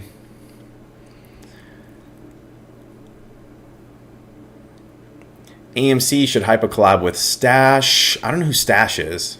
Stash. Yeah, I don't know who that is, but you know, AMC, they can do anything. I think they need to collab with anybody. Even if they collabed with Oh, we got another super chat. Oh, an empty one. Thank you, Rania, so much for the super chat. Appreciate it. Man, this is great. Oh my gosh, it works. Oh my gosh, you guys are going nuts. Okay. DG with another super chat. It works. It sure does work. Thank you so much. Oh yeah, what I'm saying, AMC, guys, any kind of collaboration with AMC would be so big. Even if they did a little, I don't know who does these gaming tournaments these days, MLG or whatever. I don't know if they're still around. I used to do MLG, but if anyone did that, a Fortnite tournament in the theaters, just one night or something like that, that would be so huge. That would, like any kind of news catalyst. I think a gaming one is probably a little smaller, but if they had some kind of big one, some kind of big release, that could be so cool.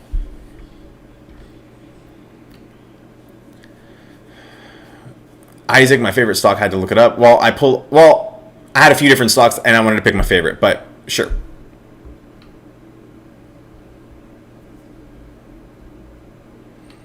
One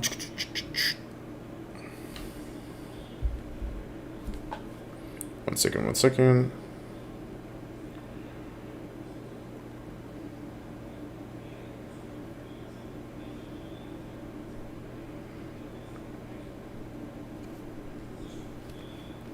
Ooh, we got a follow. Thank you so much, Carlogi. Thank you so much.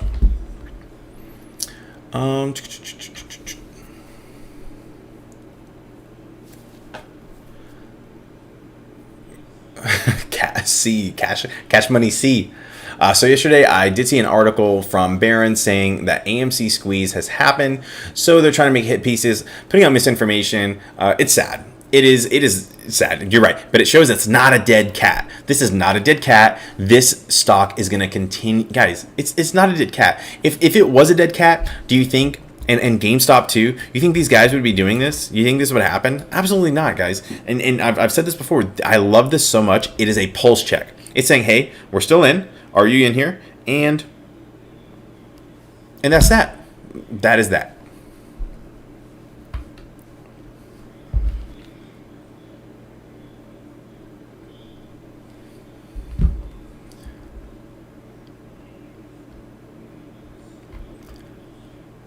Where the heck was I? I'm getting lost. Too much stuff. Message to hedge funds. We never forget 2008. Yeah, 2008. That's why a lot of people are saying, not only because of the AMC 2K, but they're saying AMC 2008 for 2008. And some people are even saying 2008-01 for the new price per share. And let's do it. See, why not? But yeah, guys, these guys, and again, we have to be care of that FUD, okay? Fear, uncertainty, and doubt. I just wanted to make sure I remembered it. Fear, uncertainty, and doubt, because they're going to try to get us. They're going to put out these hit pieces, and I don't think they're really trying to scare Wall Street Bets people, because at this point, it's so sad how we're desensitized to the news, what should be like pertinent information. It's so sad how we're desensitized to that, but I think it shows how... I don't know what it shows. It's sad that we're desensitized to that. But you know what? They're going to keep on putting out hit pieces, and we're not going to fall for it. And as simple as that.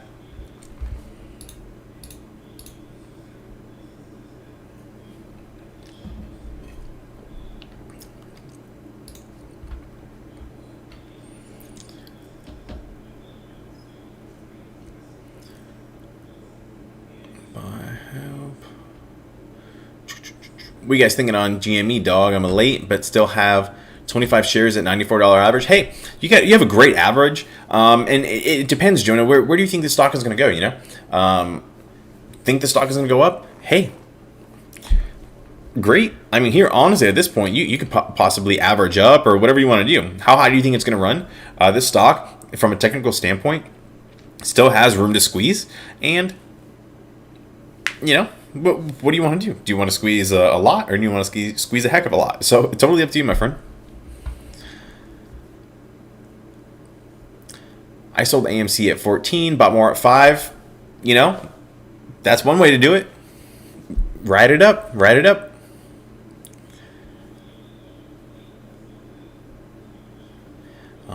I mean, we need to hold.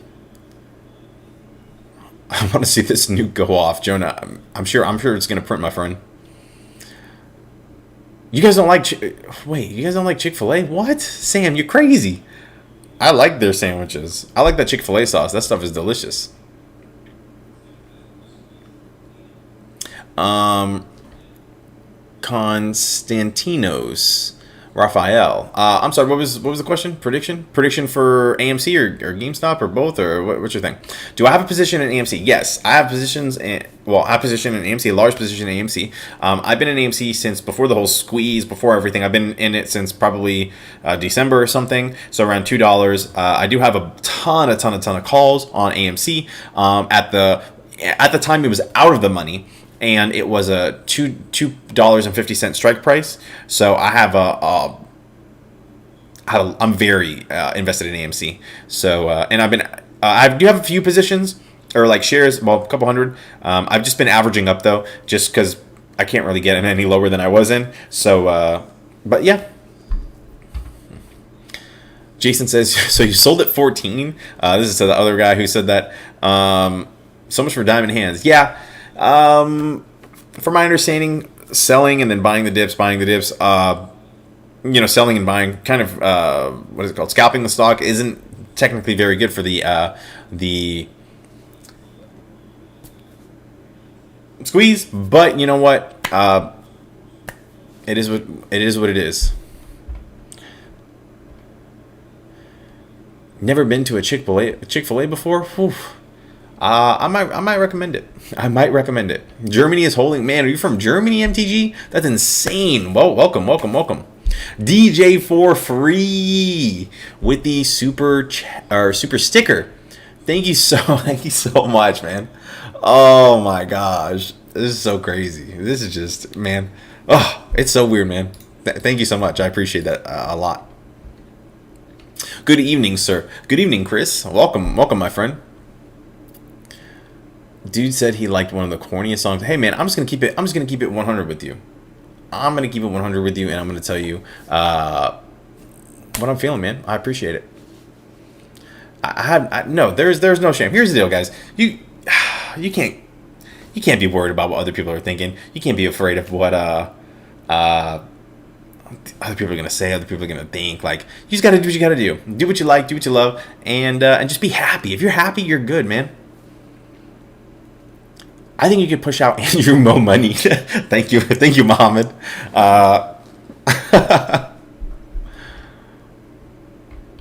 Oh my gosh. Austin, I'm looking at the chat, my friend. I am just super far behind. I'm a slow reader. I'm talking. I like to ramble. I like to take my time. I'm chatting with you, my friend. You have a question? Would you like to share a comment, my friend, with the class? I would be more than happy to chat with you. What are you expecting for a quadruple witching hour? I'm not really sure what I'm expecting in Power Hour. I have a few different theories. I'm not sure which one I like the most. It could really run in the last hour. And typically we've seen that for in a lot of power hours. Some power hours we had 801, which is so freaking huge, and sometimes it just dips in the last hour. It kind of like cools off, and I think it really depends. I made a video about what could possibly happen during power hour, and I think it just depends on what people really want, like what they want to see, what they want to do. But I did say, theoretically, people could hold their stimmy check until the last hour and just keep on doing market buys and theoretically try to individually drive the price up if that's what they wanted to do. Not financial advice, but I don't know. I think theoretically people could do that.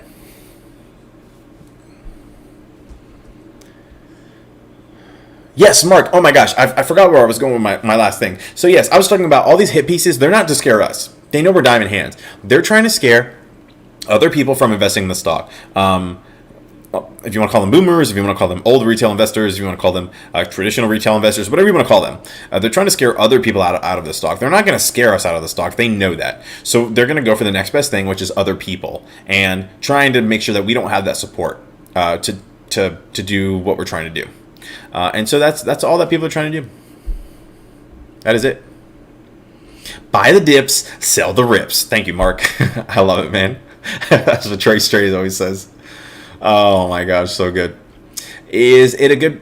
Okay, Patel, great question. Is AMC a good buy right now? Okay, that is totally your call. Is it a good buy right now? Let's go to the 1 day right here. And let's kind of look. It looks like it's consolidating. You know, and so it really depends. Let's look at it back here, $14. You know, it's at $13. Does that look like a good buy to you? Let's go back a little bit and let's go $9. It was at $9. You know, just $13 look like a good buy to you. It really is a matter of perspective. But I will say, you know, I've been telling people, if AMC tomorrow were to go up to $15, $20, are you going to say? Wouldn't you probably be saying, oh dang, I wish I would have bought it at 13 instead of trying to buy it at 12.50. You know what I mean? Like a few of those now, you know, 50 cents can go a long way if you're buying a bunch of shares. But you know, this may not be the best way to look at it, but my personal opinion, like if I think the stock is only going to go up 10 cents, then first of all, I probably personally wouldn't buy that stock. And second of all, you know, especially from $13, those aren't the kind of gains I'm looking for. But if you think it's going to go up to you know, $20, $50, whatever it's going to go up to, then yes, it's a great time to buy the stock, you know. But the last thing you want to say is, dang, I should have bought it while I could. That's the last thing you want to say. So that's why I just try to buy it whenever we can, you know. And just to solidify that point, you know, over here, you know, it was 212 and it dropped. You know, if it was trading at 212 or even 200 for the whole day and it drops to 172, wouldn't you say, dang, I wish that's a good buy. I'm going to buy it there. You know, again, a matter of perspective.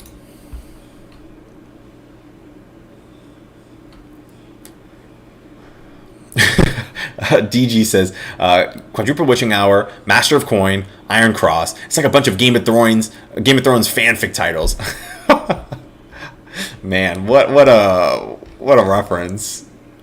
I sold 6 of my GME to buy AMC options. So tempted to sell it all and go into AMC, but I don't want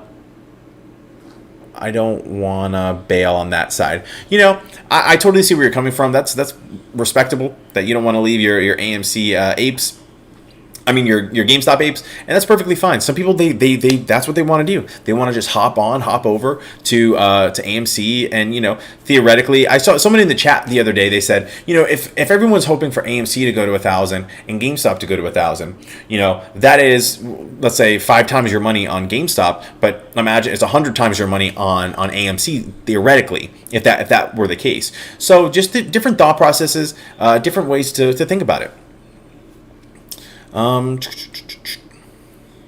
Alexander, I sold 6 GME this morning. When it started to go down, I got it at... Wait, I got it at 107. I used... Oh, maybe you originally bought it at 107. And then I used more to buy AMC at 1288. Yeah, I mean, I'm seeing a lot of apes switching over from GameStop to AMC. I'm not going to tell you what to do, which way to go, but I have noticed a lot of people doing that. I wonder if they're doing that. You know, maybe you guys can tell me your thought process. Was it because you anticipate more games, or are you a little nervous about GameStop? I'd love to know why people are kind of switching over. Can you give me your thoughts on Tesla? Will they get over 700 by the end of the week? That is a hard question to answer. Let's take a look at how they're trading. Let's look at the 5-day. You know, let's look at the 1 month.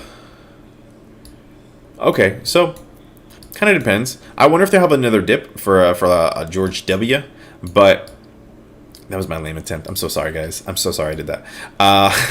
But it's kind of hard to tell. It looks like they're selling off. Let's take a look if we have a level of support here.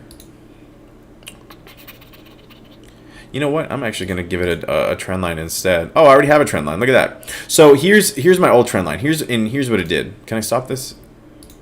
I'll just draw this here, and then I'll delete it. Okay, this is my old trend line. And so before I had this as a level of support, it looks like they did break down that level of support.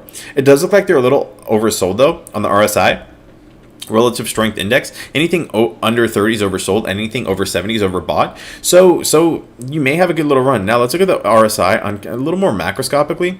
Oh, I moved my trend line, so I'm going to go ahead and delete it. A little more macroscopically, so sitting around here, this could have a good little run. You know, this could retrace. Let's see. It's hard to tell. Will it close over 700? That's a tricky one, my friend. That is a very tricky one. It depends if it respects this level of support here. And let's see if we can find a level of resistance. Maybe around a rough level. Maybe around here, 695. So you may want to look and see if it breaks that. Well, then again, if it breaks that, then you'll have to wait. Tough to tell, my friend. I'm sorry I couldn't be of more help.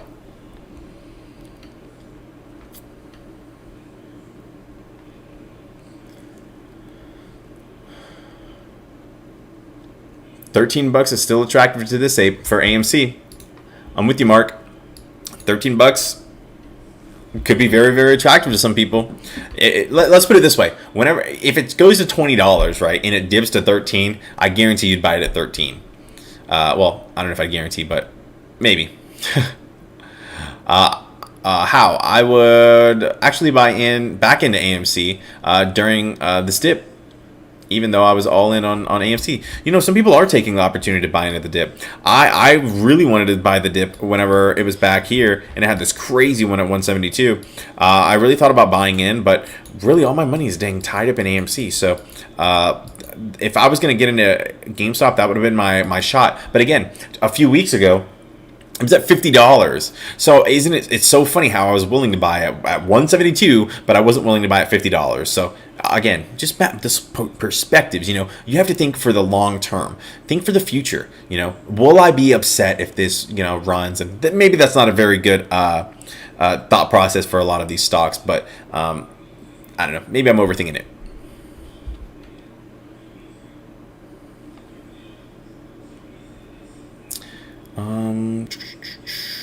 Looks like Rania says, what about Cricket IPO? I didn't know Cricket was... Oh, I guess they're not on there. Cricket IPO. Cricket IPO. Are they IPOing? Launches... Oh, wow, this news was just announced. I haven't done much research on Cricket. I don't know anything about their IPO or...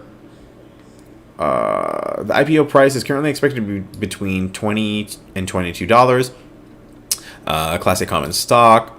Yeah, I'm really not too sure about Cricket IPO, but I have to see what they're doing. Any kind of news catalyst? Are they trying to expand into something? Could they be a potential buyout? Who are they working with? I'm sure Cricket is probably owned by somebody big. Whether I don't know who. Let's say, for example, I doubt it, but let's say like Verizon owned Cricket. That could be pretty huge, but it really just depends on a lot of different factors. So, and I'm weary of IPOs personally. We've talked about this if you were around with whenever I was talking about Roblox. IPOs are so dang volatile. Look at these. Look at Roblox. Okay, look how volatile this is. I think it was a 5-day. Yeah, look how volatile this is. Just insane. I think it was supposed to be around 40 something, or maybe that was before it was released to the public, and it just like instantly gapped up to $63 all the way up to 72, and people were buying in, and then it kind of went down. So are you going to hold it at 70, 74, 75, whatever is that, and then hold it while it's at 68, or are you going to paper hands? And then you're gonna miss the run up. So I just be super weary. I really don't like IPOs too much. Another IPO that I wish I would have jumped on. I tried to jump on, but I missed it by a few days because I didn't know when the date was. Let's look at the 1 month, maybe 3 month. Was Quantum Skip. I really like this stock. Let's look at the 3 month, I guess. 6 month. Here's the IPO. So IPO, and I wish I would have bought this stock 100% if I would have known the IPO was here, but I completely missed it. And look, it was at under $10, $9.75, trading sideways, and then it just ran. But again, look, it runs and then it just drops, and then it's like, okay, well, are you going to paper hands here? And what if you paper hands and it rolls up? So, you just have to be true to your convictions. QuantumScape is a very interesting company. If you're into EV, electric vehicles, I may recommend QuantumScape. This is a company I've always liked. The only thing about this company to keep in mind is I keep moving my trend lines and messing myself up. Oh, look, see, it broke. This is an old level of resistance that I had, and it just kind of broke past it. And look, bullish run. Not bad, not bad. So, what was I going to say? So this is another company, and remember, these guys, what they're trying to create solid state batteries. Solid state batteries are so many benefits to them. They're basically like, I'm trying to think of a good example, but it's like there's no way this is a real thing kind of play, but it's tricky because I don't think they actually have a real product just yet. The theory of solid state batteries they're just so much better than regular batteries in every single way, but it's a little bit tricky to see if they're actually going to be able to create it. I don't think they have an actual product just yet, but if they do have a product, all these companies, Ford, GM, whoever is going into electric vehicles, if they picked up these solid state batteries, from my understanding, they go further, they last longer, they're smaller, I don't think they get as hot, they don't like explode or whatever. There's a bunch of different cool things that they can do with these, and this is one of my, I love it so much, but I think it's kind of like, who was that company, Nikola, that they don't have actual trucks yet, they just have the idea of trucks, and everybody got the hype into the trucks, but so far there's nothing. So we have to see what comes of this company, but if they're able to supply batteries to all of these electric vehicle companies, like Ford and all those guys I just mentioned, man, this could be a huge company, because Tesla, they're just kind of creating their own stuff, their own cars and this and that. But imagine being there's an analogy. They say you don't want to be the guy who well, they say you want to be the guy who sells the pickaxes to the miners, because you don't have to worry about one mining company with this mining company. You sell them to all the mining companies, and they make the most money. You don't have to worry about all the other stuff like actually mining and the liability, all this stuff. You just worry about selling those pickaxes to everybody, and that's who makes the most money. So I really like that analogy.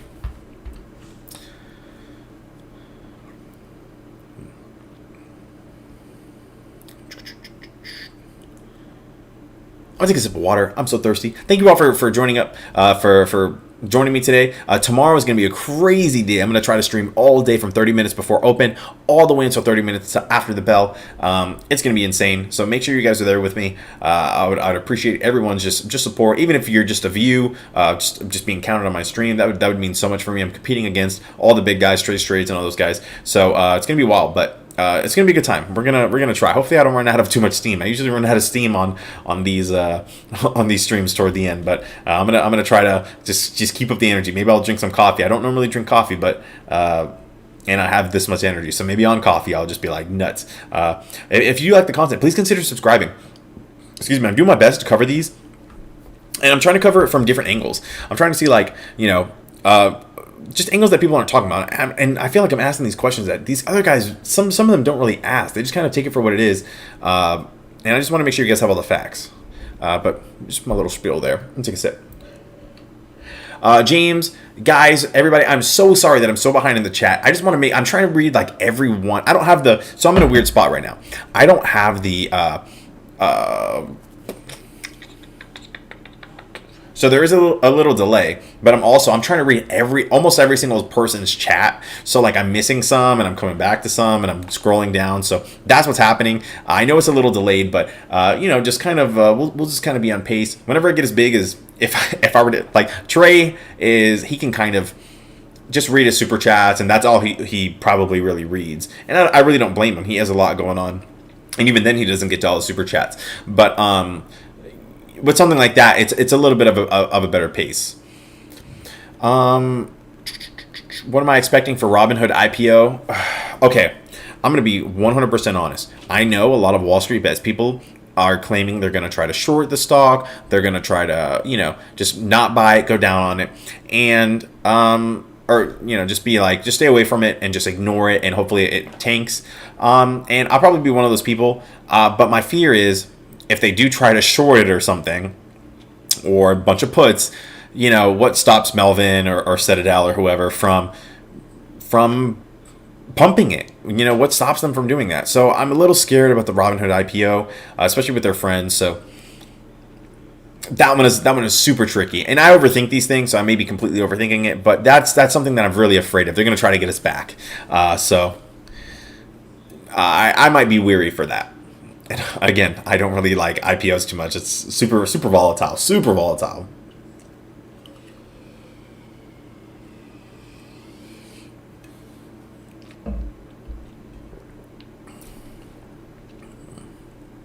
My goal is to bankrupt Robinhood with their cute IPO.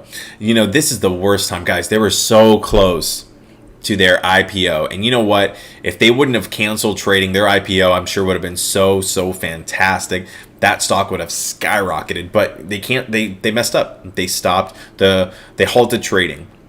And unfortunately for them, it looks like they stopped it. They halted trading to help their biggest client, essentially. It's not a good look. Not a good look at all. Really not good. Just not good. See, I miss all this chat, and then I gotta go all the way back up. I'm sorry, guys. I'm sorry. I'm doing my best.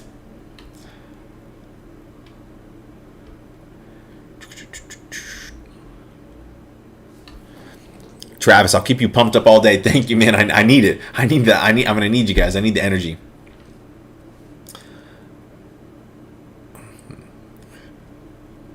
Webull and Bitcoin on Cash App. I don't know what that means.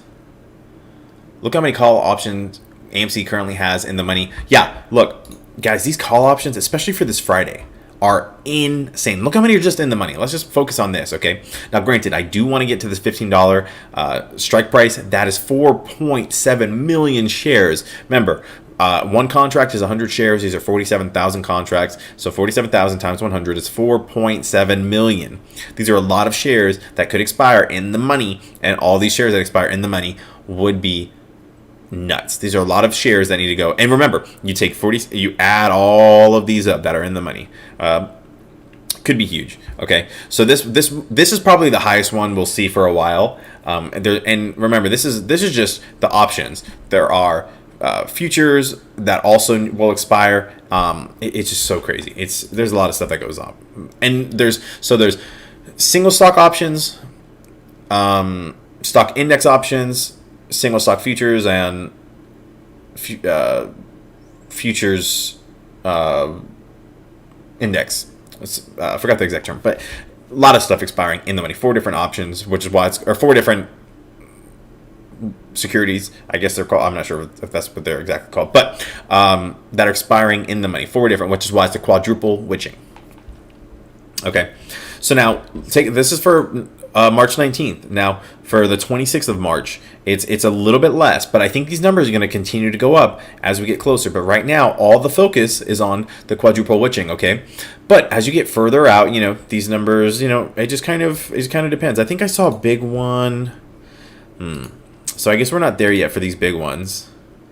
April 16th. Look, this is a huge one. And this is what somebody was saying in the chat earlier. This April 6th, I think it was April 16th. Look how big this is. This is huge. These are a lot of options to be had. And it is theorized that if these options expiring in the money is going to just, and this quadruple witching week is going to start what could be a long squeeze. This is why I've been comparing it to Tesla. Looking at Tesla, look at it over the course of 1 year. People are saying that this was one long squeeze in the money.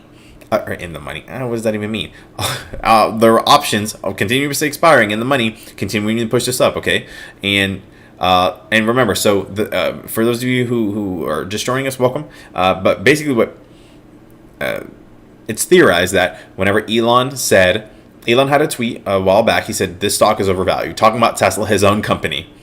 Theoretically, people are saying that shorts jumped in, a lot of shorts, and then they're in their positions. And then what happened next? I forgot her name again.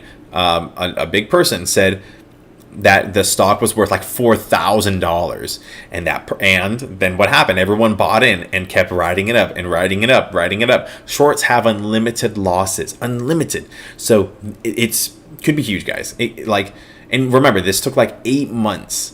So we could be in this for a long, long time. Okay, let's say we were here and we were here now. Now we're probably around here. We could be here because we had the big run up in January, kind of came down, consolidated, and now we could be here. Granted, this is very different. This is whenever March 18th hit, which is the whenever we went into lockdown. So not exactly the same.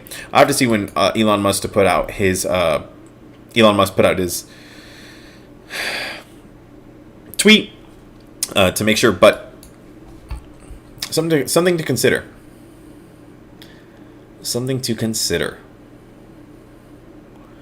It's not just AMC or other theaters that need to think about revenue. Disney, Universal, Paramount need to think about that as well. Streaming alone doesn't do it, and the cinemas in China are booming lately. This is a great point.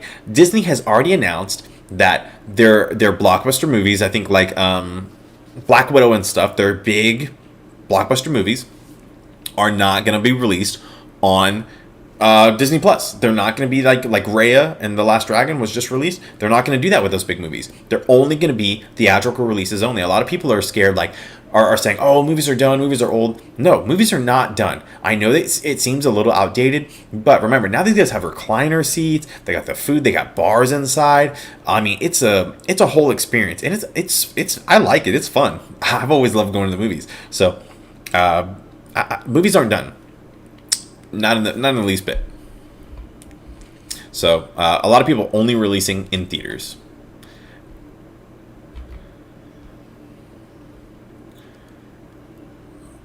Maybe I should make my own YouTube click.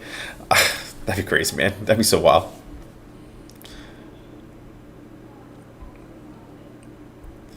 Let's see what else we got going on, guys.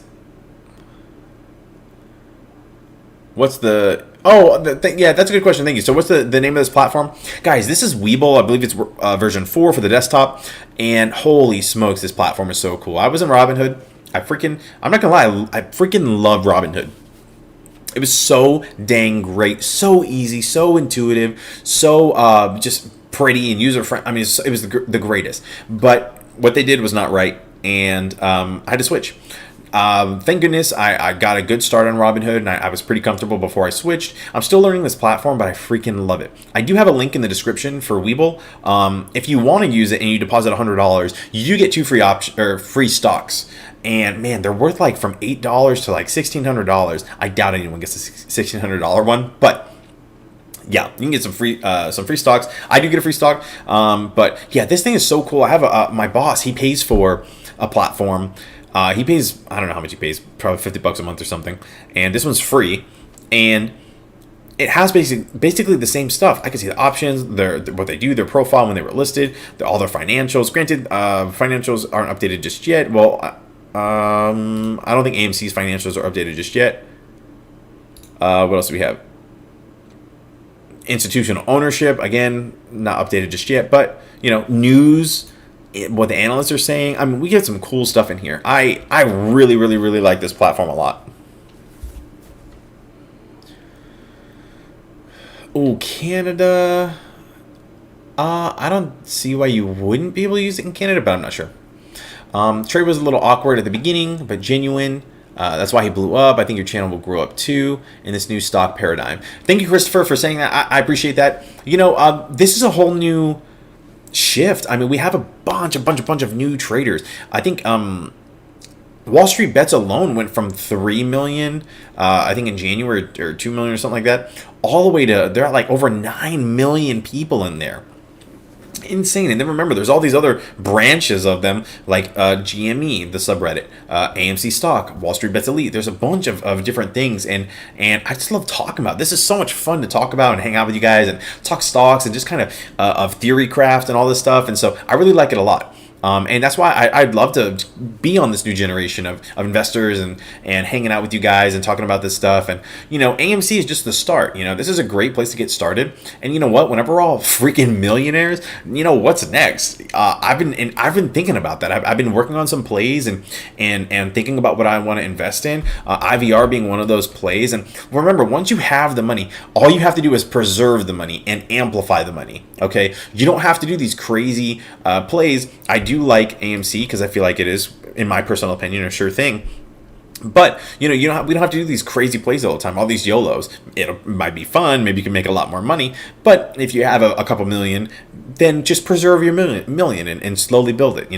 And that's what I think is going to be so important. AMC is great. What's next? GameStop's great. What's next? So that's my goal. Let's build something afterwards. We can all talk about this all day. It's a lot of fun, but again, what comes next? So you guys aren't gonna want to miss that. Make sure you subscribe. And we're gonna keep it down. We're gonna keep it going. We're gonna keep it keep it cooking. What's my name? My name is Corey. Tommy, welcome, my friend. I appreciate everyone being here. Don't forget, tomorrow I'm gonna be streaming all day. It's gonna be a good time. It's gonna be a good time.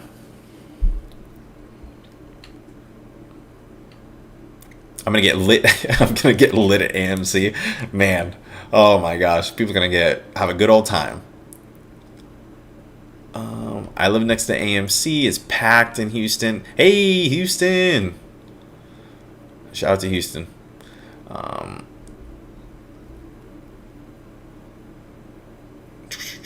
We should start getting the movie stars to back AMC with us.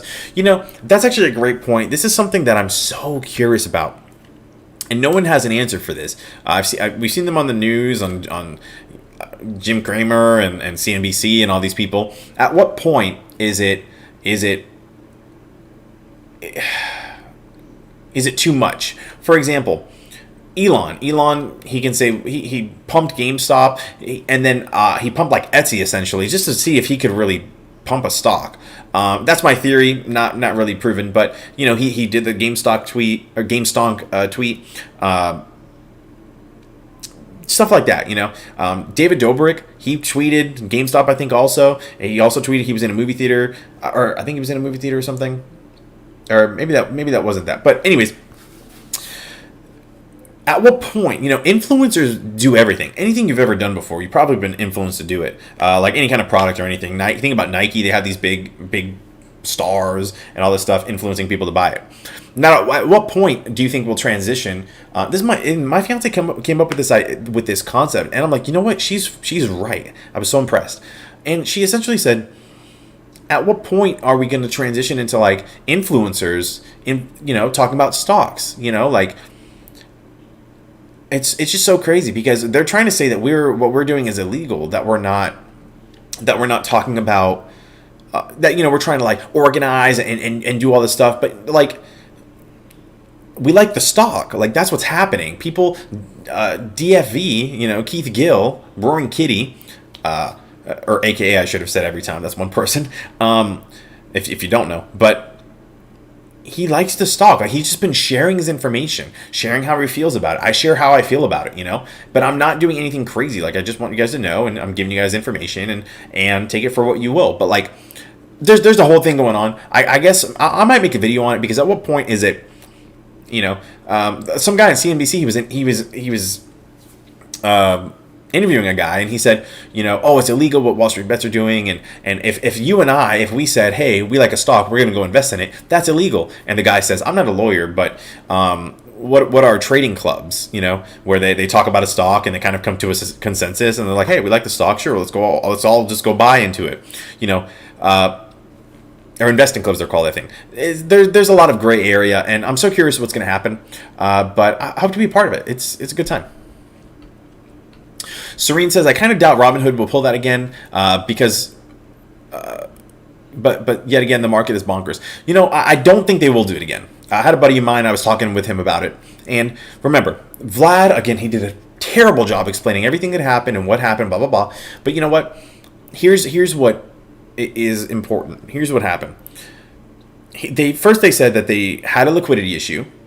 Then during the Capitol meeting and online and whenever he was doing his interviews, he said that they didn't have a liquidity issue or whatever he said. And he's like kind of backtracking and going this and that way. And now what he said, either way, the consensus is they've solved the liquidity issue, and this will not happen again. So if it happens again, that is not going to be good at all. I don't think that they can do it at all. I don't think they can do it. They can't try. Not even. Jamie, I just gave you a like. Do you see Roaring Kitty's tweet? It was just the Eminem clip. I did see that one. He's crazy, man. He's so crazy. Let's see what else we got going on. Oh, Mark, you sent me a few tweets. Thanks, my friend. You want me to check them now, or what do you want? What do you want me to do with those? SNDL, no love. SNDL is a little tricky. What can say for you, buddy? So SNDL, you know, this one is tricky. This is a hype play, or you know, obviously there was a lot of hype around it. Everything that happened, kind of pumped and kind of dumped. But you know, the question is, and so I don't mind this stuff. Okay, what does it look like it's doing? It looks like it's kind of consolidating, a little bit of a run, but it pulled right back, which is fine. So now the question is, what is going to happen with the stock? I really haven't looked too much into Sundial, so I can't really tell you what they're going to do. Obviously, I think there was, I don't know what happened. I think there was some kind of news catalyst that triggered all of these cannabis stocks. Maybe it was Biden being, you know, winning, or who knows what. But it's fine. It went up and it went down. So a lot of times what happens is these stocks will run again. The question is, how far will they go down, and when will they run again? So you're going to be waiting for a news catalyst. And the question is, you know, and I love the beat the hype plays, okay? I love to beat the hype. And as you can see, I guess I had a level of support here, and it's respecting this level of support. As long as it continues to respect this, you're going to be in a good spot, okay? If you see it come close to it, and it respects it, and continues with like an engulfing green candle, that may be a good time to purchase, you know. For all we know, it looks like it consolidated. It looks like it's holding right here. If it continues to hold this level of support, that might be the bottom right here. But it really just depends. You're going to want to see what happens. If you see another green candle, it could mean that it's going to go for another run. And so what you want to do is hard to time the bottom, but you can look at different indicators like that to determine where it is.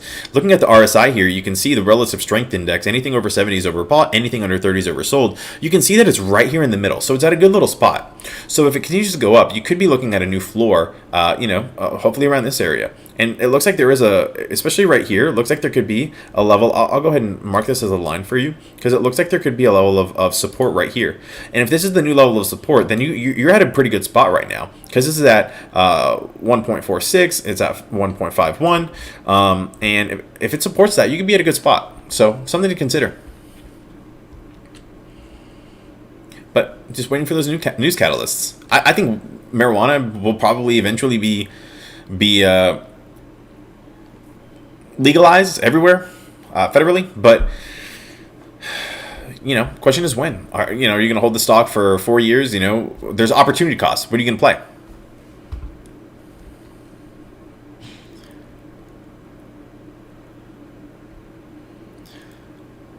SNDL moons every time when I sell. That's how it always goes, Robert. As soon as you sell, it just goes.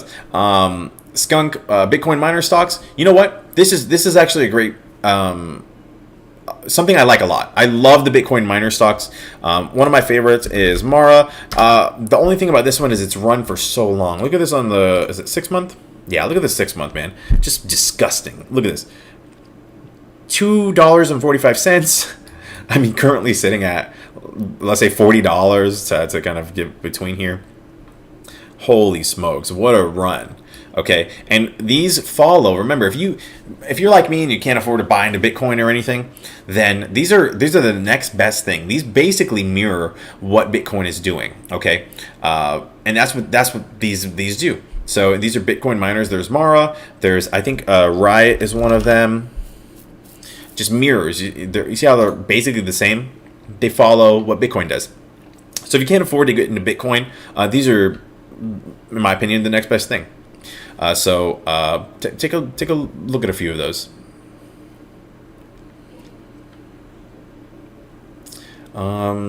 Monty's, I love it. Apes strong together. I love the apes. Yeah, much better to call Corey than is it a buy? No problem. Yes, no problem. You can use my name, Corey, Cory. Tomorrow is St. Patty's Day. Time for stocks to turn green, baby. Jamie, I freaking love it. Oh my gosh. I'm gonna use it. That's gonna be my title. I'm not even joking, man. I'm gonna make that my title for tomorrow. I'm gonna write this down. Uh,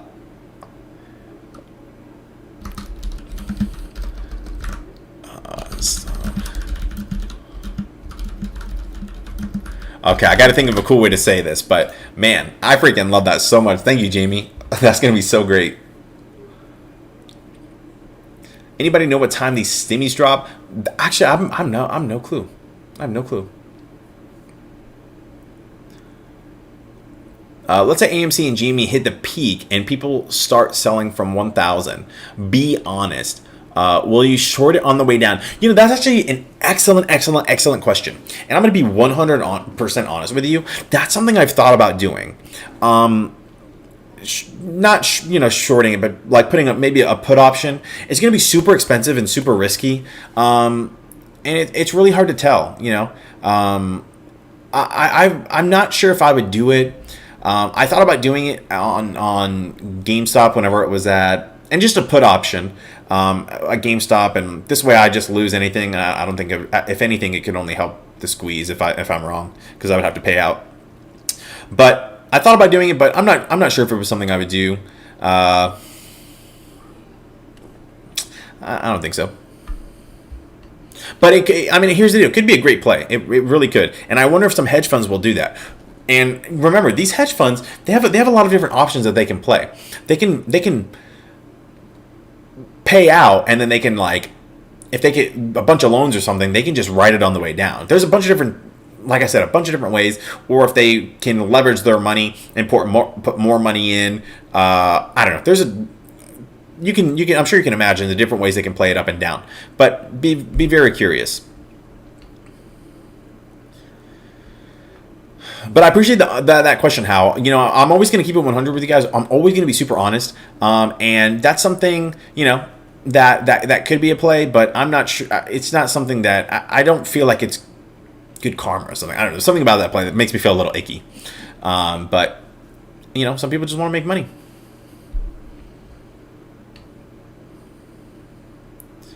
Let's see. Around pre-market. Stimmy's at 9 a.m. Eastern. Okay, I'm not sure if that's true, but there we have it.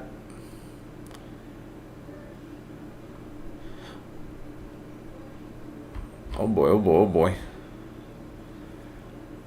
Can you just shout me out if you do? Okay, I'll let you know, man. Yeah, short GME. So some people like that play. AMC, I don't know what the drop will be like for AMC. If it goes to 1,000, here's the deal. I don't know if these stocks can hold at 1,000. And actually, this is something I want to bring up. If you've been on here before, you know what I'm about to do. The good old Chipotle. Guys, Chipotle, look at this stock. It's trading at almost $1,500, okay? So there's a lot of possible opportunity here. Granted, and I always say this, different company, different business model, different everything. But whenever you say, "Oh, a stock can't do this," just remember Chipotle is almost at $1,500. So always remember, anything is possible. If you dream it, you can do it. Jeff, excellent point. Jim Cramer gives investment advice every single day. How is what you're doing any different? They're just trying to keep us in our box. I agree with that. They give investment advice literally on CNBC. They say, buy this stock. This is a good stock to buy, like top stocks to buy, and they do the same stuff over and over again. And so, you know what? I think you're right. I haven't thought about it in that way. They're trying to keep us in our box. They're trying to keep us in our lane and just keep us down, and we're not going to stay down.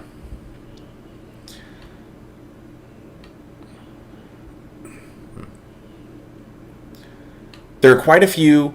Mark, that's a great point. There are quite a few apes who plan to hold past 1,000, so I wouldn't short it just to protect them. That's true, and that's one of the reasons I really wouldn't want to like short either of those stocks. Like I said, I really did. I thought about it, but you know what? I don't think there are several reasons why I just wouldn't want to do it. And that is one of them. To be honest, I apes together strong, and I'm not trying to really go against the movement, is what I'll say. And that might be a silly way to think about it. I don't know. This is kind of a touchy subject, but like I said, I just want to keep it honest with you guys. Just want to keep it honest. Oh gosh, let's see. Roaring Kitty. Twitter, Roaring Kitty.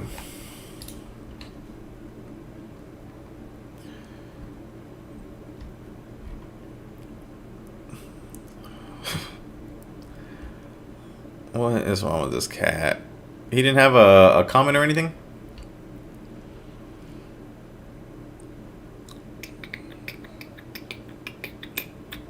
This is too funny to look at. I just look at this all day. Roaring Kitty, pin tweet. Okay. Alright, let's see what else we got going on. No, I just mean hold it. If it goes down, so it goes up. But it's okay. No worries, no worries. One tweet was a DD about Gamestop, which could be applicable to AMC. The other was some friendly. Oh, thank you, Mark, for the tweets. I'll take a look at it, my friend. 100K all in AMC, baby. Tim, holy smokes, Tim is insane. So many. That's a lot. That's a lot of money, man. You're gonna be. What's your average cost, man? Yeah, you guys gotta let me know your average costs. I love to see people's average costs.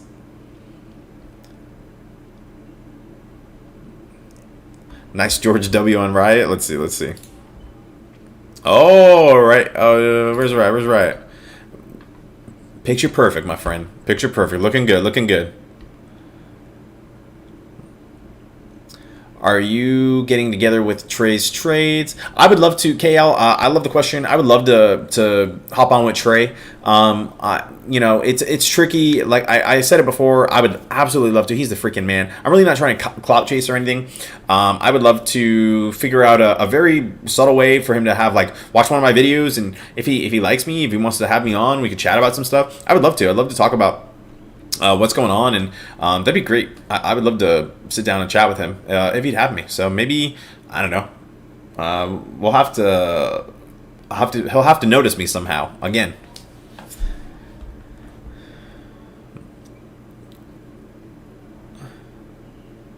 Dalton, that's a great point. You're 100% right. Why would you think that you can't afford to get into Bitcoin whenever there are fractional shares? I'm weird. I don't think I care. There's something weird about fractional shares that I just don't like. It doesn't make any sense. It's not really a good practice at all. But I think there's also something about saying I own a whole Bitcoin. There's also the FDIC insurance. Bitcoin is super volatile. On these, you could another thing to think about. If you trade options, you could get call options on these stocks. These stocks that are mining Bitcoin. So another thing to think about. I do like options. And if I were to get in here, I would probably trade options on these kind of Bitcoin miners. So that would probably be my play. Jamie, shout you out if I get onto Trey's Trades. Oh my gosh, that'd be so funny.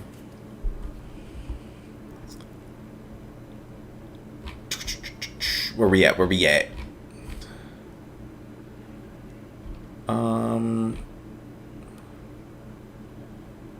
Put on your St. Patty suit tomorrow for green luck. I'll see if I have a green shirt. I don't know if I actually have a green shirt. I need to get one. That'd be so cool. What is peak for AMC and GME?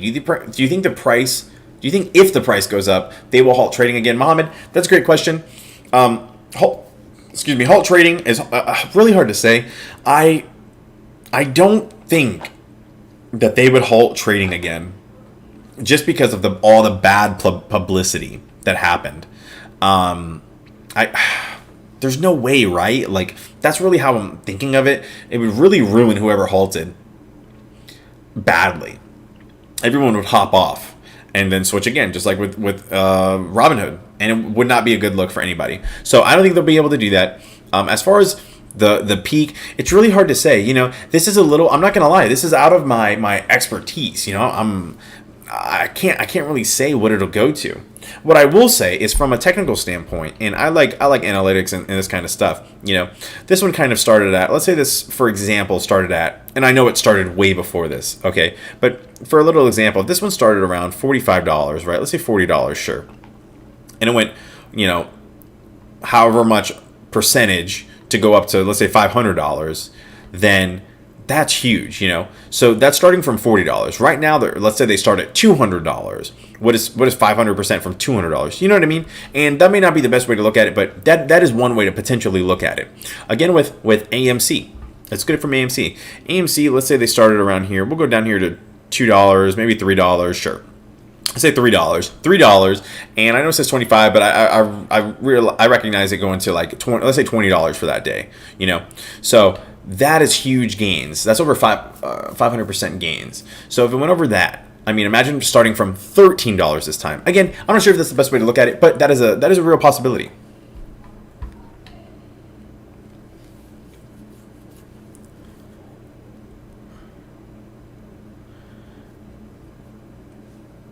Yeah, people shocked about Chipotle. Chipotle is something else.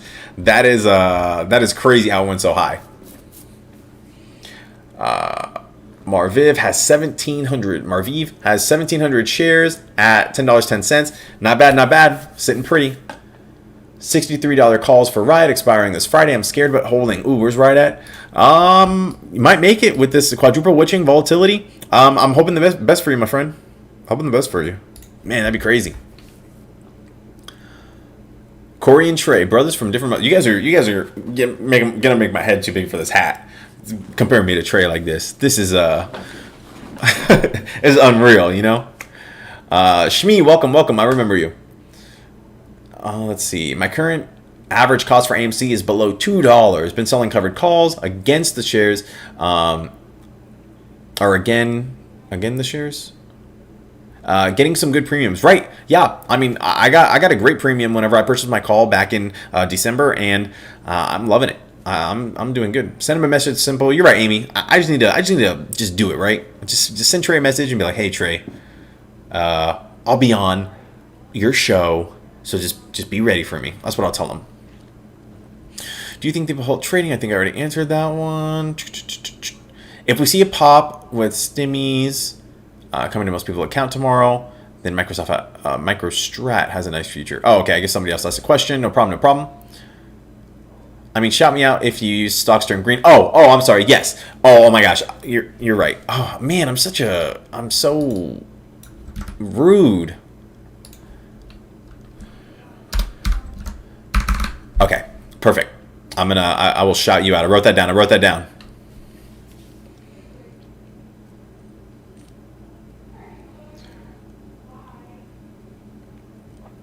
He was talking about you today. Might want to check your emails. Man, if Trey, I don't even know. I really wouldn't even know what to say. I say, Trey, do you know who you're talking to? Is this on purpose? This is a prank? No, I'm just kidding.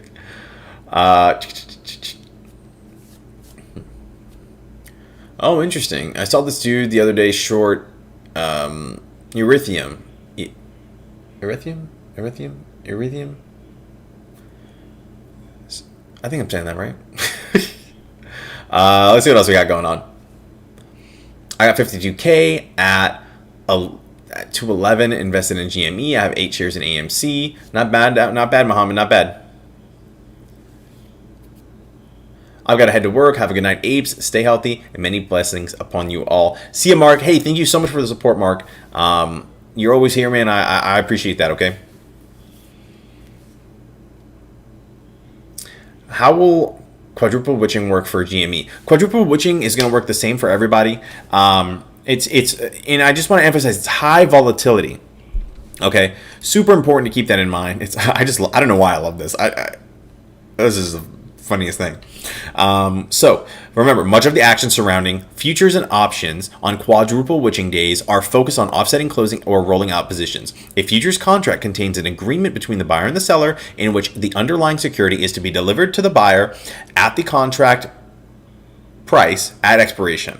Okay, so they need to they're gonna have to purchase these. So and theoretically, maybe if they haven't closed out earlier in the day or earlier in the week, then they would need to close out at expiration, and at expiration could be right as market closes. It could go up in after hours. It could be a few different things. From my understanding, there's T+2. So taking a look at T+2.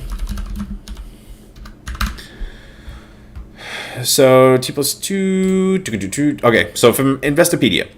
So T+2. And there should be one for options. Option. Why are there no options? We'll do options T+2. Whoops. Nope.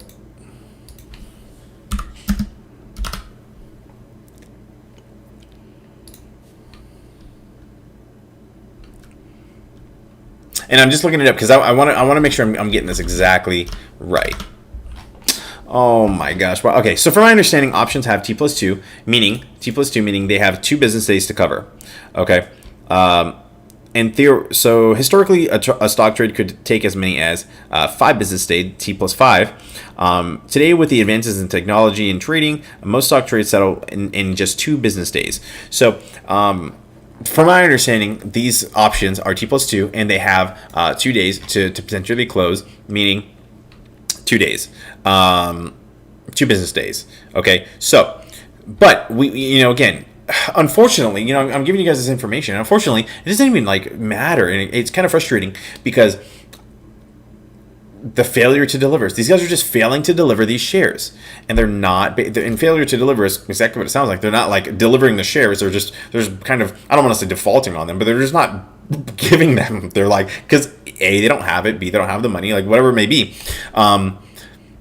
Is just crazy, and they're not delivering them. So that's why they're saying that the squeeze is getting bigger and bigger and bigger the longer that this doesn't run up. So crazy, absolutely, it's just so crazy.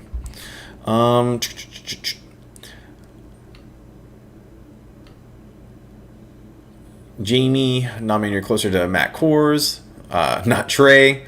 He's bigger also. Sorry, Trey. Matt Kors is too calm. Yeah, Matt's. Here's the deal. I respect all of them. I feel like my energy level is more along with Trey though. But I wonder if we would just be too crazy, like little chihuahuas, just going nuts all the time. That'd be Ethereum. Yeah, I spelled that. I said Ethereum. Ethereum. That's the one. Ethereum. I said it wrong. Sorry. What's wrong with being calm? There's nothing wrong with being calm. Also, so that's another point. Matt Kors, he is very clear whenever he talks, though, and he is very calm also. So he's been doing this for a long time, though. He's got to give him respect. He's been grinding for a long time. So a lot of respect for him too.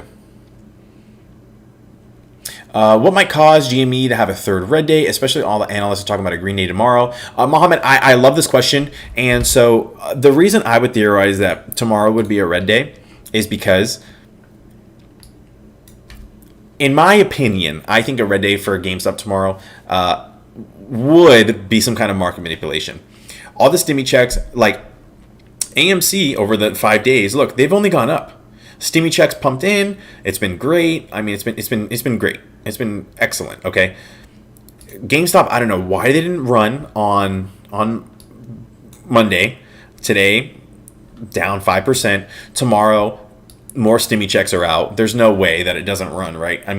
Holy smokes. So if it doesn't run tomorrow, I think somebody, aka hedge funds, will be spending a lot of money to try and keep the stock down. That would be my opinion.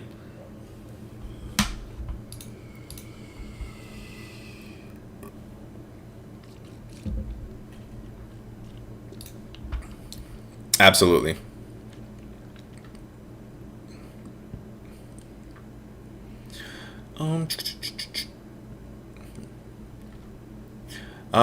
What do you think about EVs, NEO, and Li? I'm not sure I know who Li is. I do know of NEO. I think EVs are great. I think NEO is more in the Asian market, I would say. I'm not sure if they're coming to America or if they are in America already. But I don't know too much about Lee, but I'm very bullish on EV stocks. I would be careful. There's a lot of hype going around EV. So I'd be super careful not to chase it. You guys, if you guys know me at all, you know I do not like to chase stocks. That is not what I like to do at all. So I would just be super careful with what it's doing. Wow, this one actually looks like this one could be pretty good. Let's look at the 6 month. Okay, so remember this is around where the tech kind of correction happened, I would say. So this could be actually a great buying opportunity to get in if you are bullish on this stock. I don't know too much about Lee. I would be careful with some of these EVs. Remember, a lot of them are kind of just giving, they're just promising a lot of stuff. They have a lot of cool concepts, ideas, but then there's no car or no vehicle. So I just be a little bit careful with some of those. I think a good one is going to be I think it's Workhorse.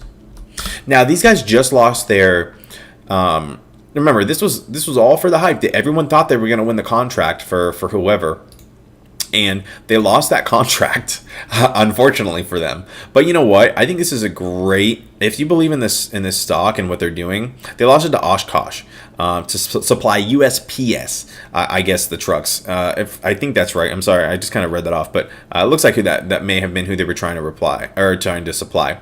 But yeah, so.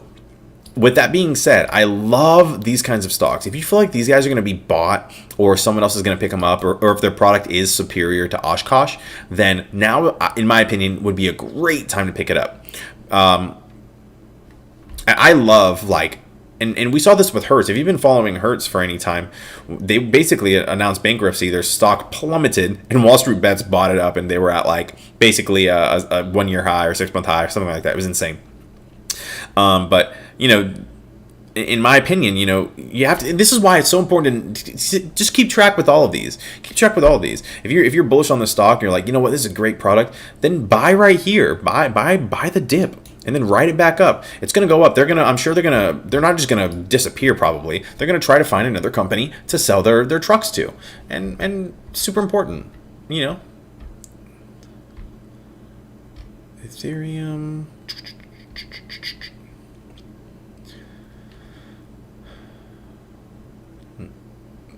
Tim, I love it. Tim says, oh wait, where am I? Tim says, don't get too pumped for quadruple witching day. Guys, I agree with this. We want to be excited, we want to be, we are bullish on the stocks, we like the stocks, but it's important to remember that quadruple witching day, if it's not super green, it could be a red day. I could be completely wrong. And if it's a red day, that's okay. No problem. I will continue to hold, and you do what is best for you. But I think that would be just no problem at all. Continue to hold, because if it doesn't absolutely pump that week or next week, that means more failure to delivers, and they're just digging themselves. They're just pulling the slingshot back, and then back a little further, and then back a little further, and eventually they're gonna have to let go, and that is when it will freaking run. That's when it'll run. So just be ready for that. Just saying, Trey and Corey are hyped up gorillas. That's why I compare them. Tommy, you're not wrong, my friend. Trey's a good guy. Just approach him.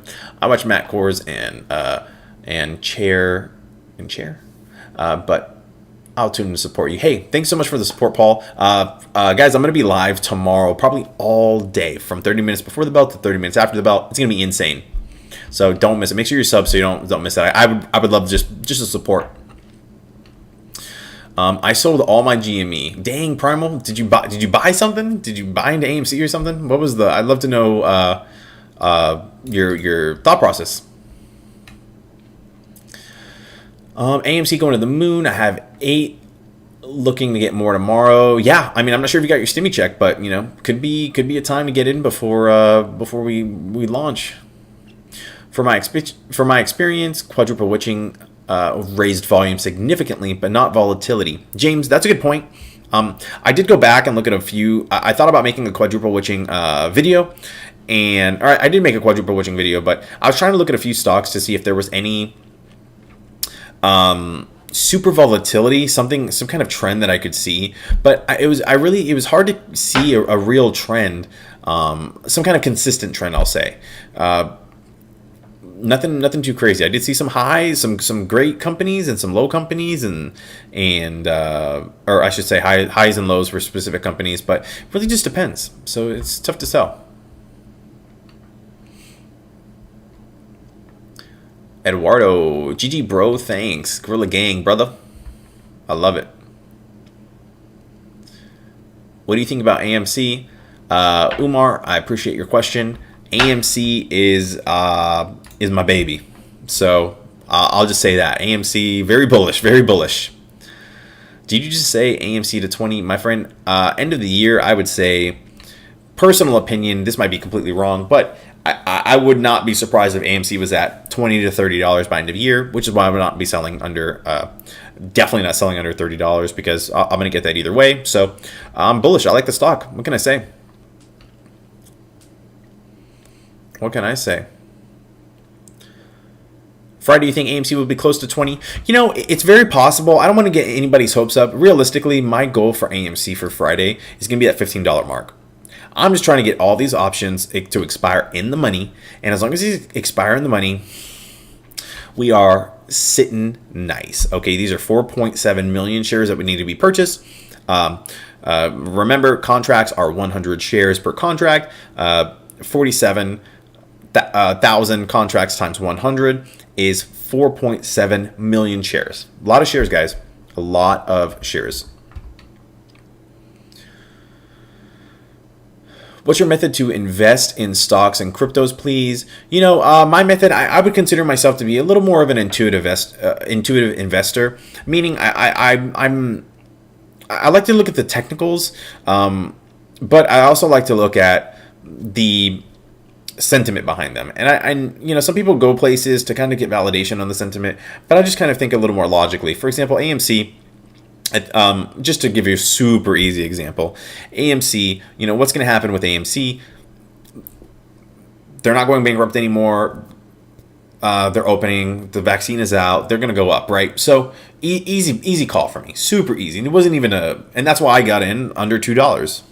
And I just kind of felt it. There was a possibility they could have gone bankrupt, so it was a gamble. But I was like, you know what? Are they going to go bankrupt? We're so close to this. Like, I'm sure whether they have to take out a loan or whatever they have to do, I think they'll be fine. And I just so happen to be right, thank goodness. And it worked out for me. Now, even something, for example, you know, these Bitcoin miners like Riot and Marathon. Well, you know, again, my sentiment on it. So think about it. Bitcoin has just kind of been going up steadily. Now Tesla has kind of said, "Hey, we're going to accept Bitcoin, as a payment." And someone else jumped on that. I can't remember who. So now Bitcoin is basically being legitimized as real currency that has value. Okay, it's always had value, but it's kind of like what is it actually worth? Bitcoin could have dropped, could drop to $2 theoretically. You know what I mean? But it wouldn't really make sense. So I think it's going to be a little more regulated. And with that, keep in mind, Bitcoin might actually slow down a little bit. I guess it could not. Depends how you think about it. Because think about it. If Elon came out and said one Bitcoin is going to be one, $50,000 Tesla, then you know what a Bitcoin is worth? $50,000 theoretically, right? It's worth whatever people are willing to pay for it, or whatever somebody says it's worth.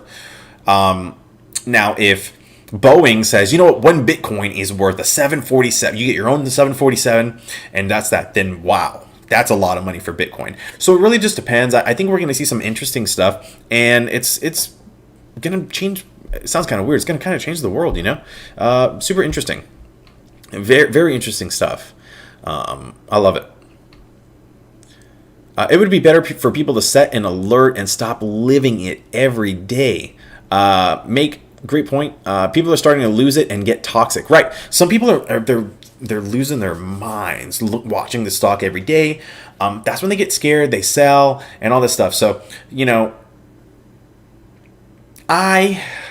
I'm a special kind of person, I would say. I can live this every day, and I'm just like loving it, and I'm kind of lucky I get to hang out with you guys and kind of talk about it. So I do like talking about it. But yes, if you're scared and stuff, Set an alert. Webull is great. You can, it's so, guys, this platform is so cool. You can like right click it, create alert, and you can say when it's at, you know, $1,000, $10,000, send me a notice, unlimited amount of times, and or if there's a sharp rise. Like, you can do some cool things in Webull. I guess shameless plug, I do have a link in the description if you want to use it. If you use my link and deposit $100, you get 2 free stocks. I get a free stock, but whatever you want. I think it's a cool platform. I like it.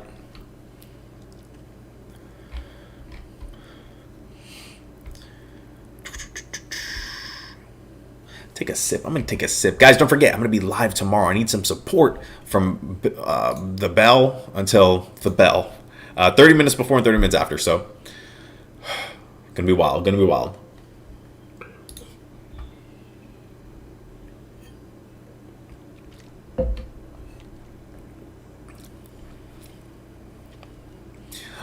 Okay, so Primal says, I don't think a lot of stimmies are going into meme stocks. I think it's going into crypto. The only people who don't need stimmy are younger people. I mean, I guess it really depends, Primal.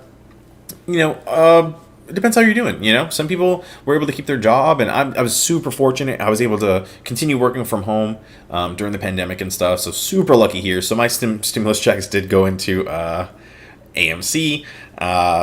So I was super lucky. But you know, I guess it really just depends. Some people weren't so lucky. So you know, we just gotta count our blessings.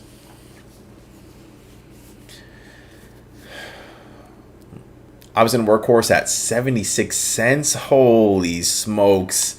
You know, and you know, some people rag on like penny stocks or like these cheap stocks or whatever, and there could be a lot of money in there. If you're new to a penny stock, I do like HCMC, currently going through a lawsuit, but I think they have a lot of upside. I have a video on it. I don't think I can explain it better than my video does, so I'd probably recommend watching it if you're bullish on it. Just so you know, HCMC, let me show you how you really have, for some of these stocks, you have to set it and forget it, okay? I got into HCMC and keep in mind, it's less than a penny right now, but I got in at 0.0045. So I'm down a lot. I'm down a whole lot. And so right now, all my money's tied up. Otherwise, I might average down. But I'm really bullish on AMC. So I'm just going to keep my money, everything where it is at. Even with my stimulus, not going to go into HEMC to average down, because I'm going to set it and forget it. Because at this price, I was able to buy. I bought at 0.0045, and now I'm down a lot. I was able to buy like 250,000 shares, right? So if this ever goes to $1, I will have $250,000. Now, granted, the market cap would have to go high, and the likelihood of that happening in the near future is kind of crazy. But you know, if it does happen in a few years, what a pleasant surprise! What a pleasant surprise! And there's some stocks that you just do that. But again, there is an opportunity cost of what you can do.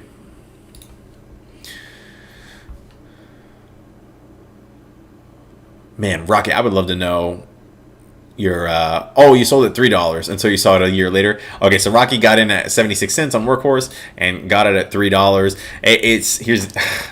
It's tricky, yeah, I know. But you know what? You did a great job. You made a lot of money, hopefully, or at least a lot of returns, and it's great.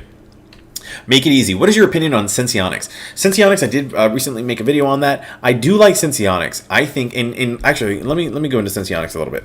So here's Senseonics, currently trading at $2.80. Senseonics is so great. For those of you who don't know what they do, they work on CGM systems, continuous glucose monitoring systems, and they have a system essentially that goes into your arm, and they have one that is about to be FDA approved. It's working on its FDA approval, but COVID happened and kind of messed everything up. And so, what is important to keep in mind is, if that 180-day system that they're working on is currently approved in the UK, and I don't see why it wouldn't be approved here. But then again, I'm not a medical person. I really don't know the logistics behind that. So, but I do anticipate it'll get approved, which will be a nice little news catalyst. Now, their competitors are currently their biggest, I would say, is Dexcom. Dexcom trading at $354 currently, and it's down from $423. So, Dexcom has I think their system isn't as long. as Senseonics currently, but they're working on it. They're getting pretty close. Now the thing here's my biggest issue, and probably my only issue with Senseonics, is Senseonics requires 2 calibrations a day, meaning 2 finger pricks. The purpose of a lot of these continuous glucose monitoring systems is to avoid the fingerprints. They capture your blood, or however they do it, in your they have it, attached to your belly or your arm or wherever it may be, and it kind of just captures your glucose levels, so you can know like it'll vibrate, or you'll get a notification on your phone and it'll say, hey, like, you need to check out what you're doing, check your levels, because something's not right. Pretty cool. Senseonics is the most accurate. But again, everything is great, but those continuous finger pricks are, I think, what are going to ruin it completely. I do like the stock. I do have a position in Senseonics to show you that I do like the stock. And again, so here's their competitor. Here's one more competitor, Abbott.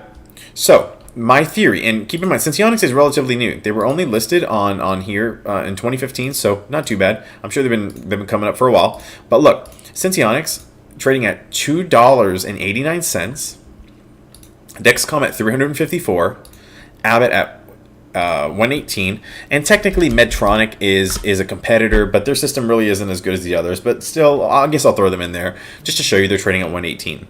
Now, this is the wrong way to think about it, but this is the way I kind of think about it. If the new guy can steal some share, get a little bit of recognition, and maybe some medical professionals recommend it, who knows? If they can get a little bit, just a tad of that market share, I don't need them to go to $100. I don't need them to go to $50. If they can compete with any of these guys and go to $25, $20, I'm happy.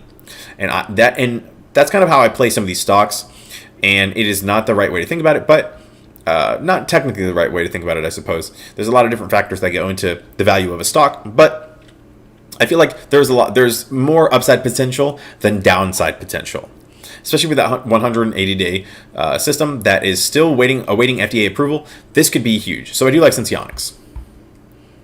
That's my very, very long way of talking about it. Who that? AMC hitting $15 tomorrow. That'd be excellent. That'd be excellent.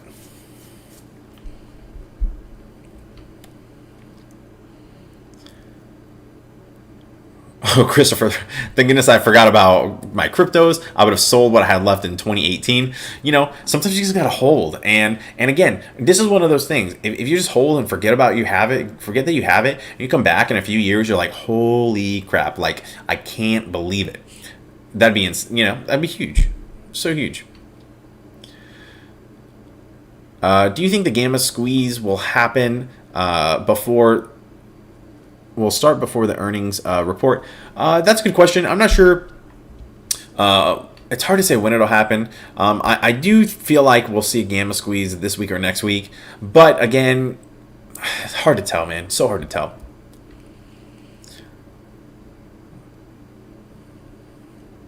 Iron says you cannot beat the large hedge funds in the end. They can just call Congress. That's an interesting point. I mean, here's the deal. Realistically, here's what happened. And if you've been following it for a long time, like I have, like, you can kind of understand. And I know you're kind of joking, but remember, the hedge funds, they got greedy. They were short more shares than what is available in the float, which is the total amount of shares available to trade. It was over 100%. There were over like 150% of the short, of the float, I mean. And they got greedy, and they got caught by Roaring Kitty, and he said, you know what, from a technical standpoint, this is a bad move on them. The stock was only at $2. Remember, they can only get $2 per share at that point. And he's like, you know what? And they were just being so greedy. They can only make $2 per share, and they can lose unlimited. Not a good gamble, unless they're trying to bankrupt the stock or the company, which apparently they were, probably. And so he caught them in a technical position that was very, very advantageous for him and bad for the hedge funds. And he capitalized on it. He spread the word, told people what was going on. People were like, hey, this kind of makes sense. They were like, I'll just buy it anyways, just in case. And it was a good bet. not a bad bet. What are you going to lose? It was $200. It was $2. What is it going to go down to unless they go bankrupt? So it's a good bet. And look what happened. That's what happened. Chair is dope. Thank you, Jamie. Thank you so much. I like this chair. Are you holding JN? Are you holding AMC and GME? I'm only holding AMC currently. I do like the technical setup of what can happen for GameStop. However, I personally just like AMC and their what's going on economically with like the economy being open and stuff like that. Just personally, but GameStop does have a technical setup to squeeze. So don't let me sway you.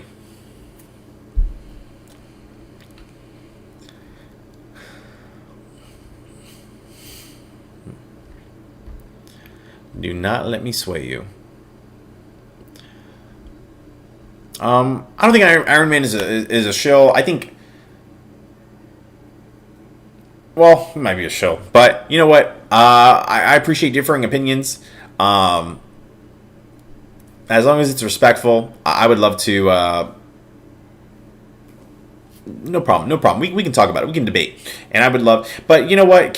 Iron Man? Here's the deal. If Iron Man can change any of your minds on any of these stocks, this person in here just saying ridiculous things, or not even that ridiculous, but that it's not going to work, doesn't make any sense. AMC and GameStop will go bankrupt. Be patient. You think AMC is going to go bankrupt? They literally, the CEO just came out and said we're not going bankrupt. They just got a big influx of cash. The economy's opening. Stuff is out. Like no, just. Incorrect. Incorrect. This shows you how people just spout anything without any kind of information, any kind of anything. So just ignore it. Don't pay any attention. I think you can just block that guy if you just like right click on him or whatever. So all good. Guys, I'm reading it all. I'm trying to read every single message. I'm so behind. I'm sorry. Appreciate it. What do I think about Zomedica? I really don't have an opinion on Zomedica, only because I haven't done enough research to give you something. Obviously, I have done my research on Senseonics. I will say to give you a quick analysis, I do like medical. Medical is, oh my gosh, you guys seen the runs for medical. It's insane. I feel like I see a new run all the time. Institutional ownership, 1.51%, not my favorite at all. But the question is there a catalyst? What are they working on? What's going to come out? Do you think they're going to, if they're in trials, do you think the trials are going to be good? Analysts, 100% buy. There you have it there. But even then, but their analysts, excuse me, this doesn't make any sense to me because, look, analysts are saying 100% buy, but their price target is $1.20. Granted, I don't know if these aren't updated, if these are automatically generated or what, and it's currently at $2.26. Why would it be a buy? So some just kind of weird things for me. Again, which is why I always take these with a huge grain of salt because I don't really trust them. But it is what it is. So, but as far as the technical setup, we have this George W right here. So very nice. Kind of ran up, kind of pulling back. So it looks like it. Oh, look at this. I already looked at this stock. So I was hoping that it would. Okay, here we go. I remember what I said about this. Okay, so it looks like there is this level of resistance here, right? And so it kind of is. It's not passing this level of resistance. It's just struggling back and forth, not good. There's this descending level of resistance. It did break above it, which I did like, and I said if it broke above this descending level of resistance, that we could see an upcoming run. It did run, but then look, it just retraced back down. So now, and look, it's like picture perfect to what I predicted, which is so cool. And it's just down here again. So if it continues to stay down here, we're going to want to look for and just it to cross over this level of resistance and respect this level of resistance. And then we could see another little run in here. And as long as, and then if it challenges this level of resistance here and it breaks through, then we're in a good spot. We're in uncharted territory. Could be a good little bullish run, and hopefully it'll continue to respect that level of support at that point. That's my opinion. That's my opinion. Not bad. Is he talking? Man, I feel bad. You guys think I'm all the way down here. I am so far. Andrew, I appreciate your attempt at humor, my friend. Good try, my friend.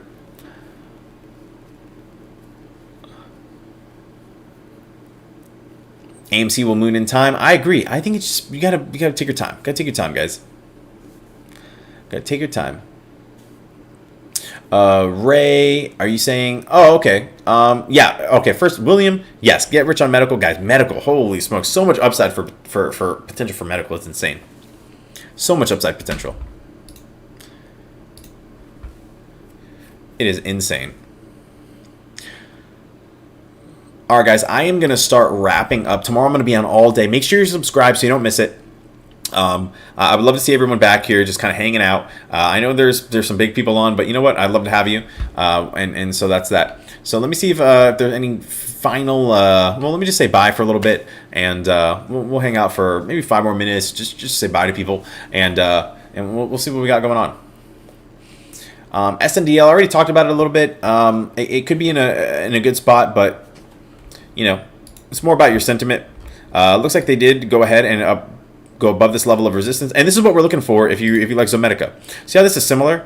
And so right here, they did not respect this level of support. And that's what we're seeing here for Sundial. I want them to respect this level of support. If it continues to respect this, that could be great. But if it doesn't, then we could have another thing like this, which is not good.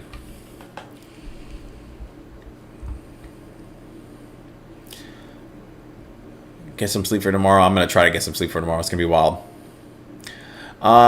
Your opinion on updated outstanding shares. Mr. Jamie, if you're talking about Fintel, Fintel is on the do not touch list. Unfortunately for me, it just sucks. I hate it because I paid for it. Fintel, someone said it, false intel. That's what Trey was saying today. False intel or fake intel, whatever it is. So I wouldn't pay too much attention to that. I would just... It's hard to say what to do. You know what I mean? Like, I can't really... First of all, I can't tell you what to do, but, you know, hold true to your convictions. If I wouldn't pay too much attention to those. We don't know where we're getting them from. DraftKings, I think gambling is going to be a great industry to get into.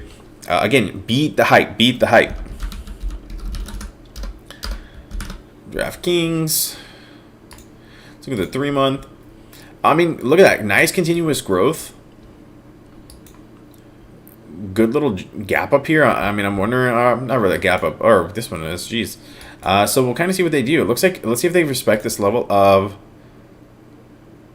support. I'll go ahead and draw it there.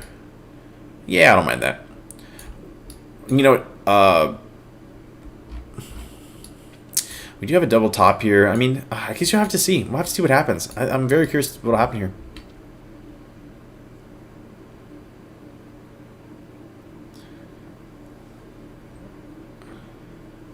Yeah, Mr. Jamie, no problem, man. That's why I'm trying to like give you guys the... See, Jamie didn't know about Fintel and those numbers. Yeah, unfortunately, those numbers just don't seem to be right.